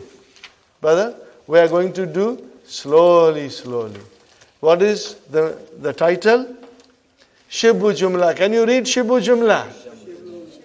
Shibu Jumlati. Shibul Jumlati. But we say Shibu Jumla. And what is it? The phrase. And slowly, slowly, we will master this. Are you with me? Now, keep that in mind, and at home you can read it and try to understand. But I assure you, brother, I assure you that within 10 sessions, you will know all these things, inshallah. You will know all these things, brother, inshallah. Okay, we now start. Aina Muhammadun. Now, is it a question? We are not going to analyze it. Huh? What is the meaning of aina? Where. Huh? Aina is where. Where is Muhammad? What is the answer? Huwa fil ghurfati. Huwa fil ghurfati. Are you with me, Sister Salma? Huh? Okay, tell me, Sister Salma, is this sentence Jumla Ismiya? Huwa fil ghurfati? Yes. Why? Why do you call it Jumla Ismiya? Because it began with a noun. Where is the noun? Huwa. Even though it is damir, but it is ism. Got the idea? I want you to get into this, Huwa fil ghurfati. Is it a Jumla Ismiya? Yes. How do you know it is Jumla Ismiya? Because huwa is a noun. Huh? Huwa is a noun. Ji? Ghurfati, we are coming. Over the Qadr, we are coming. Okay. Okay, brothers and sisters? Huwa fil ghurfati. Okay, fine. What is huwa? That I know. Huwa, what is huwa? Mubtada. Huh? We say, when you come to Jumla Ismiya, we want to know where is Mubtada and where is Khabar. But it will be so interesting later on when you will read Qur'an. And when we will write the Qur'an, and then you will be able to figure out everything, inshallah. Okay. Okay, huwa. What is fi? Harf jar. And what is al-ghurfati? Ism majroor. Harf jar? Ism majroor. Ghurfati is ism majroor. Sister Fatima, are you with me? Fi harf jar. And harf jar will always be followed by a noun, nothing but a noun, and that noun will always be majroor, brother. Till the end of the time. This will remain. Okay? Harf jar, you are all silent. Ism majroor. Harf jar has to be majroor, no other choice. Are you with me? So now we know why the ism becomes majroor. Because one reason is that harf jar came in front of it. And it pulled the down. Are you with me, brothers and sisters? Fine. Huwa fil ghurfati. And I will say huwa mubtada. Fil ghurfati. Jarun wa majrurun. Shibu jumla khabar. Are you with me? What will you say? I know it is too much. But with intensive course, I take the liberty and give you heavy doses. Huh? Because you will go home and inshallah work. Huh? Again I repeat. Huwa mubtada. It is damir. Huh? What kind of damir it is? Damir munfasil. It is on its own. Huh? Detached house. Huwa mubtada. Fi fil ghurfati. Now I take the shortcut. Fil ghurfati jarun wa majrurun. Shibu jumla khabar. Because if I say huwa is mubtada, then I got to have a khabar. And where is the khabar? Shibu jumla. Jarun wa majrurun. Got the idea? Okay. Brother Abdul Qadir, ghurfati means room. Huh? Ghurfati means he is in the room. Fine, brother. Wa aina yasirun. Where is Yasir? Huh? And where is Yasir? And ataf came. What is the answer? Huwa fil hammami. Hammami. Majroor. Huh? Who made it majroor? Fi. Huh? Good. Any question? Huh? No, okay. Feel free to ask. Huh? Okay. The question should be related to the lesson. Huh? If there are questions outside the lesson, then you will ask me after the class. Huh? After the class or during the break, inshallah. Okay. Fil hammam. Huwa mubtada. What is the fil hammami? Jarun wa majrurun. Shibu jumla khabar. Are you with me? Brother Muhammad? Aina Aminatu. And where is Amina? Here, see now, the pronoun change to replace Amina, to substitute Amina. Muannas. Here, fil matbahi. What is matbahi? Kitchen. She is making biryani for us. Here, fil matbahi. Okay? Here, fil matbahi. Okay, what is here, brother? I know that. Here, mubtada. Here, Sister Salma is a pronoun. She, jumla ismiya. What is here? Mubtada. Oh, then, brother, where is the khabar? Fil matbahi. Jarun wa majroor. Are you with me, brother? Jarun wa. I will repeat this tomorrow also, so you don't worry, brother. Jarun wa majroorun shubu jumla khabar. Got the idea? Inshallah. Brother, I assure you, on Monday when you will come to the class, you will know this so well that you will say, I knew this from my childhood, you know. I didn't learn now. I knew it all. I knew it all the time, you know. Okay, fine, brother. Ainal kitabu, where is the book? Huwa. How will you translate huwa this in this time, brother? It. Huwa alal maktabi. It is on the desk. So, brother, huwa is mubtada. Where is the khabar? Alal maktabi. And what is alal maktabi? Jarun wa majrurun shibu jumla khabar. Shibu jumla khabar. Got the idea, brothers and sisters? Very good. Aina sa'atu. Where is the watch? Aina sa'atu. Where is the watch? Okay, where is the watch? Here, ala sariri. It is on the bed. Where is mubtada, brother? Here. Where is the khabar? Ala sariri. And what is ala sariri? Jarun wa majrurun shibu jumla khabar. Isn't it easy, brother? I think it is halwa puri. If you want to call it baklava, I don't mind. I like baklava also. It's beautiful, brother. You will find, inshallah, you will find all these things very interesting. I was absolutely fascinated by it when I understood it. When you don't understand, it doesn't fascinate you. But when you understand, it makes a lot of sense, brother. And we will come across verses from the Qur'an, which will tell us all these things. Okay.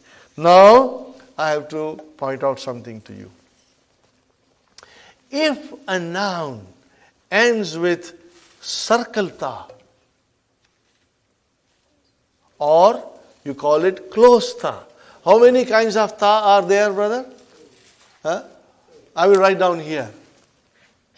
Open. What is this called? Open ta. And what is this called? Closed ta. Or you can say circle.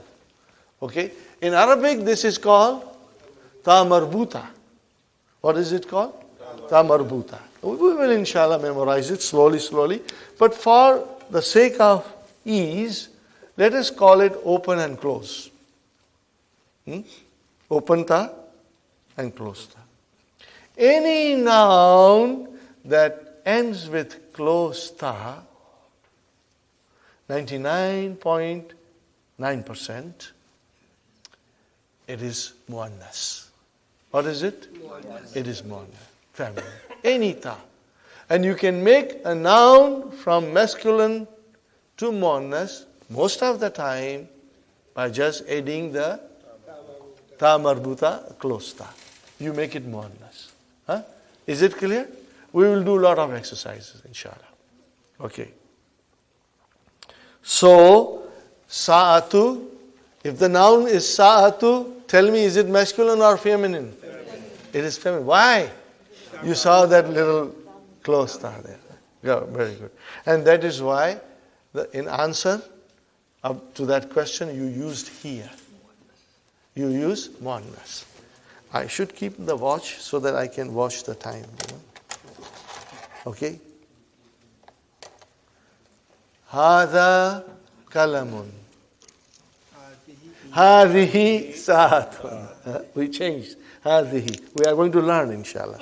I'm not going to go into that hadihi business now. Later on we'll go, inshallah. Okay, Ajib, answer. Anil as'ilatil atiyati, answer the following question. Brother, we will answer the question from the text of the book. Are you with me? We will answer from the text of the book. Ainal kitabu. Where is the book? What will be your answer? Huwa alal maktabi. Now translate. It is on the desk. Now, I don't want to analyze everything, but once you know the analysis, you know it is mubtada and khabar. Huh? Are you with me, brother? Muhammad? It is mubtada and huwa mubtada alal maktabi jar majrur shibu jumla khabar. Jarun majrur. Fine. Aina Muhammadun huwa fil ghurfati. Now you got to write all these things, brother. You got to write all these things. When you will write, you will become strong. Huh? Brother, no pain, no gain. Huh? No pain, no gain, brother. Without hard work, no fruits. Okay? So you have to work hard. And I must remind you, we are in intensive course. It means like going to a college for 6 months, and in 6 months you work hard, you master that course, and you get a diploma. And we are going to work hard just like that, and inshallah finish the course. Fine. What is the next question? And I'm not checking your homework, brother. You will check yourself. Also, we have a special books like called Hallo Tamarin, solution to the exercise. You don't have it? You can buy. Huh? There are 3 books for $5. Okay? And that has got all the answers to these exercises. Okay? But do not go to that Hallo Tamarin first and write it. That will defeat the purpose. Yeah, and yes, Brother Father? Brother, no. English translation, we'll do it in the class and you will write down. Huh? Okay. Now the point is this, brothers and sisters. After a great deal of hard work on the part of Dr. Abdur-Raheem and on our part to request him, to push him, to pester him, Dr. Sahib, we need Hallo Tamarin. We need Hallo Tamarin. We live in Canada. We don't have time. Huh? And even teacher doesn't have time to check each and every homework. So finally Dr. Abdur-Raheem wrote the answers to all the Tamarin. And we have it. Huh? Inshallah, after the class, or tomorrow, inshallah, I will bring and keep it here.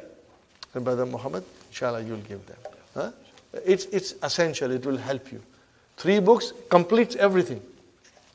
Okay, brothers and sisters. So, Aina Sa'atu. Here, Alas Sariri. Where is the watch? It's on the bed. Huh? Now, I'm not analyzing, brother. Now, it is understood, you know it. Okay? Aina Yasirun. Huwa fil hammami. You will memorize slowly. Hammam is also Urdu word. Not Urdu word, Arabic word, but borrowed from Urdu, borrowed it. Yeah, hammam. Bathroom. Huh? Bathroom. Huh? Okay. Where you take shower, brother. Okay. Shower room, you can say. Okay, brother. Aina Aminatu? Hiya Amina, Muannas, hiya fil matbakhi. I told you biryani is being cooked for us. Aina Aminatu? Hiya fil matbakhi. She is in the kitchen. Very good. Now comes question. Look at it, brother. Hamza came in the beginning. Aminatu fil ghurfati? La. Aminatu fil ghurfati? Is Amina in the room? La. Where is she? Hiya fil matbakhi. It's easy, brother. Hiya fil matbakhi. She is not in the room. She is in the kitchen. Okay, brother. Yasirun fil matbakhi? La. Huwa fil hammami. Huwa fil hammami. Okay? Are you, Brother Farooq, do you follow the, inshallah. It will be better if you have any problem, write it in English with a small writing on the book, inshallah. Okay, brother. Huwa fil hammami. Okay. Man fil ghurfati. See, man has come. Who is in the room? Muhammadun fil ghurfati. Muhammadun fil ghurfati. Muhammad is in the room. Fine, brother and sister. Waman fil hammami. Waman fil hammami. And who is in the shower room? Yasirun fil hammami. Are you with me, brothers and sisters? Inshallah, you'll be able to do it. You'll be able to do it, inshallah. Fine, brother and sister. Madha alal maktabi. What is on the desk? Madha alal maktabi. What is on the desk? Okay. What is on the desk, brother? Al kitabu alal maktabi. Al kitabu mubtada. Alal maktabi jarun wa majrurun shibbu jumla khabar. Got the idea? Inshallah. Very good. Madha ala sariri. What is on the bed? As-sa'atu. As-sa'atu ala sariri. As-sa'atu mubtada. Ala sariri jarun wa majrurun shibbu jumla khabar. Got the idea? Now, ikra waqtub. Ma dabti awakhir al-kalimati. By putting the proper vowel signs at the end of the word. Are you with me, brothers and sisters? Now remember our knowledge. Why did we take trouble to learn marfu, mansub, majroor? Now you will use it. You will figure out when the noun becomes majroor. When I say dun, it's marfu. When I say dan, it's mansub. When I say din, it's majroor. When I say dun, it's marfu. When I say dan, it's mansub. When I say din, it's majroor.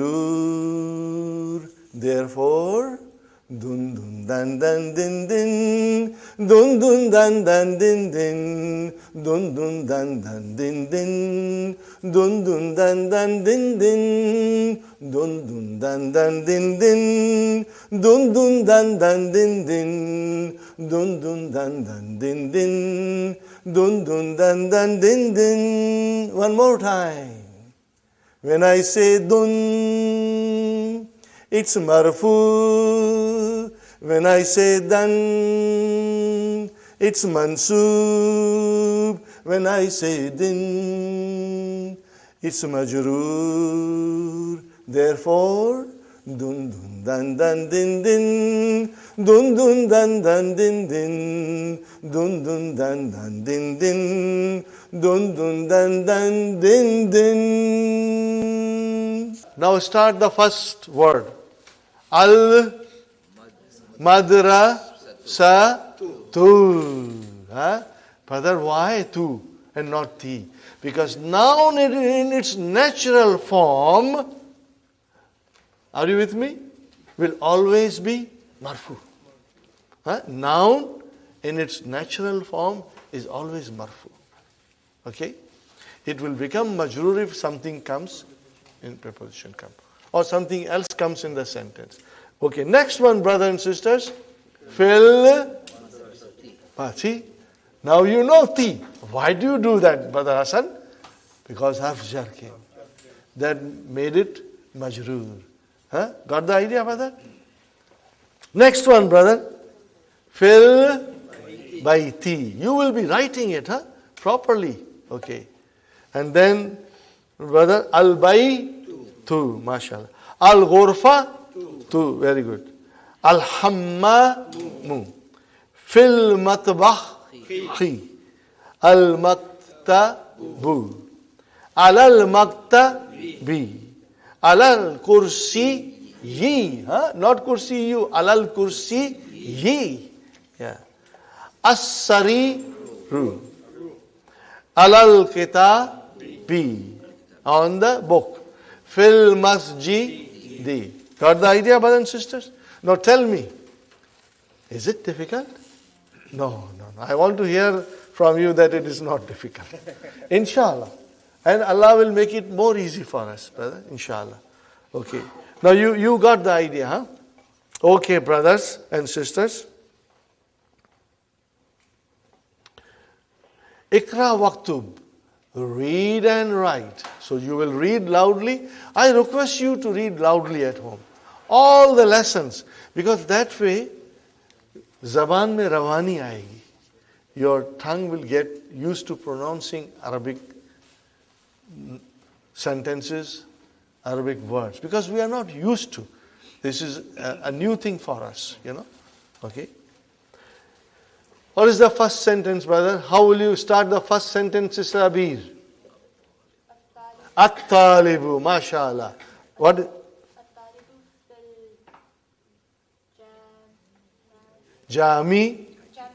Jamia.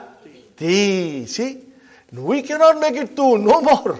We know fi has come, has to be majroor. What is the meaning of it, sister? The student is in the class. In the university. Jamiatu, don't worry. If you make a mistake, brother, don't worry. If you make a mistake, the world is not going to stop. It will still go on. Okay? At-talibu mubtada. Where is the khabar? Fil jamiyati. What is fil jamiyati? Jarun wa majrurun shibu jumla khabar. Got the idea? Alhamdulillah. Next one, brother. Ar-rajulu fil masjidi. Translate, brother. The man is in the masjid. Same way. You can analyze it if you want to, but you know it, brother. Aina tajiru. Where is the merchant? Huwa fid dukani. He is in the shop. Mashallah. So where is mubtada? Huwa. And then fid dukani, jar majroor, shibu jumla khabar. Inshallah. Al-kalamu alal maktabi. Al-kalamu alal maktabi. Very good, brother. Al-kalamu alal maktabi. Same way, everything same. Aina Zainabu. Now Zainabu is a muannas. Aina Zainabu. Here fil ghurfati. See, can you imagine? No vowel signs. Dr. Abdur-Raheem thinks you have become expert. No need to put vowel signs. But alhamdulillah, we can manage it. We know when the noun is marfu and when it becomes majroor. Fine, brother. Aina Zainabu? Hiya fil ghurfati. So hiya mubtada fil ghurfati khabar. Shibu jumla khabar. Jar majroor. Aina al-waraku? Where is the paper? Huwa alal maktabi. It is on the desk. Okay. Aina al-mudarrisu? Where is the teacher? Huwa fil fasli.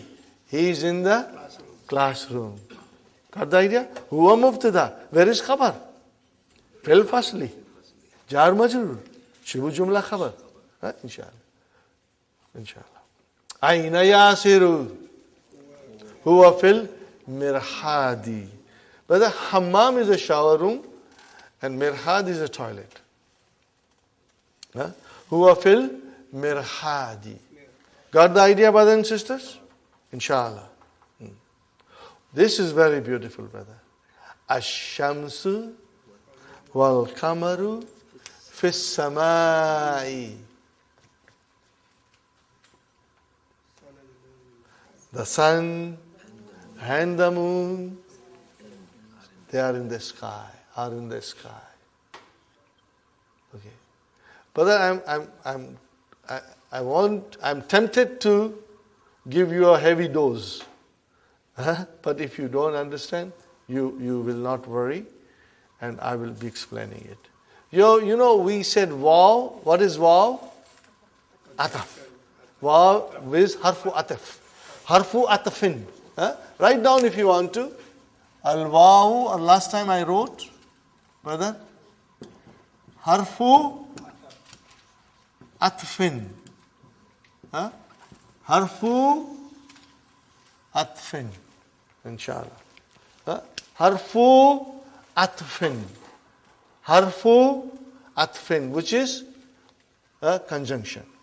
Okay, what is the job of harfu ataf? It connects two nouns. It connects two nouns. So, if I were to analyze this sentence, Ash-shamsu. What is Ash-shamsu? That I know. Oh, it's Mubtada. And then what is waw? conjunction. Conjunction. Harfu atf. Ataf. You can say, Brother Samad, you can say ataf. But then what is kamar? What shall I tell kamar? This is mubtada. It is also mubtada. But we call it something else. This is what the tough thing I am. We want to write it, brothers and sisters? You will write down.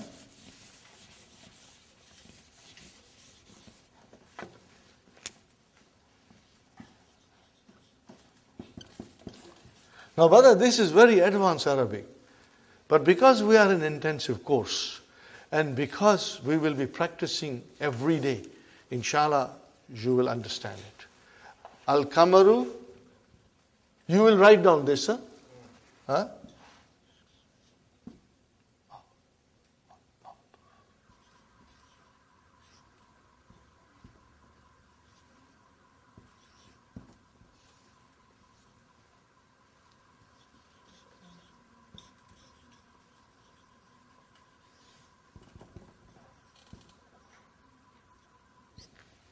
Why? What did I write down, brother?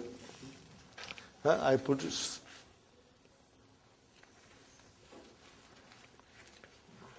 ma'tufun. Ma'tufun. Ala shamsi. Sister Salma? Ma'tufun. Ma'tu, this is ta. Is this from ataf? Ataf, ma'tuf. Ma'tufun ala shamsi. Are you with me, brothers and sisters? Ma'tufun ala shamsi. What is the meaning of ma'tufun? Connected. Connected to the shams. You know, waw always connects. So it connected the qamar to the shams. So in other words, brother, if the shams is marfu and waw comes, the next word will also be marfu. Same thing. That is why ash-shamsu wal kamaru. Why kamaru is marfu? Because it is connected with shamsu. Same thing. We will learn in lot of detail later on. I will explain you in detail. So as I said, if you are not 100% sure, Do not worry. But I'll be explaining you. But since we are analyzing the sentence, and Ash-Shamsu came, Mubtada. Waw, Ataf. Al-Kamaru, Ma'tufun ala Shams. means connected. Connected. Ma'tufun ala Shams. And where is the khabar, brother? Fis samai. Fine. Man fil fasli. There's only question mark. Who is in the classroom? Al-Mudarris fil fasli. But we don't have to say much, man fil fasli. Brother, we end here. Inshallah, next thing we'll carry on.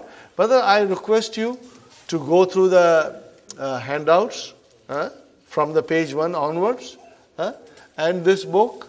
And if you have any question, you will call, or you can ask me tomorrow, and we'll go in detail, inshallah. And if there is a time tomorrow, I will start the verbs. I will start the verbs. And verbs, I will try to make them very interesting for you. I'll put lots of masala, and I'll put some red chilies. If you like, I'll put some chutney also in the verbs, to make it delicious for you. Okay, brothers and sisters? Thank you. رَبَّنَا آتِنَا فِي الدُّنْيَا حَسَنَةً وَفِي الْآخِرَةِ حَسَنَةً وَقِنَا عَذَابَ النَّارِ رَبَّنَا هَبْ لَنَا مِنْ أَزْوَاجِنَا وَذُرِّيَّاتِنَا قُرَّةَ أَعْيُنٍ وَاجْعَلْنَا لِلْمُتَّقِينَ إِمَامًا رَبَّنَا لَا تُؤَاخِذْنَا إِن نَّسِينَا أَوْ أَخْطَأْنَا رَبَّنَا ولا تحمل علينا إسرا كما حملته على الذين من قبلنا ربنا ولا تحملنا ما لا طاقة لنا به واعف عنا واغفر لنا وارحمنا أنت مولانا فانصرنا على القوم الكافرين ربنا تقبل منا إنك أنت السميع العليم وتب علينا إنك أنت التواب الرحيم سبحان ربك رب العزة عما يصفون وسلام على المرسلين والحمد لله رب العالمين جزاكم الله خير. Inshallah, tomorrow we'll meet around 9:15, inshallah. You'll try to come if possible, inshallah.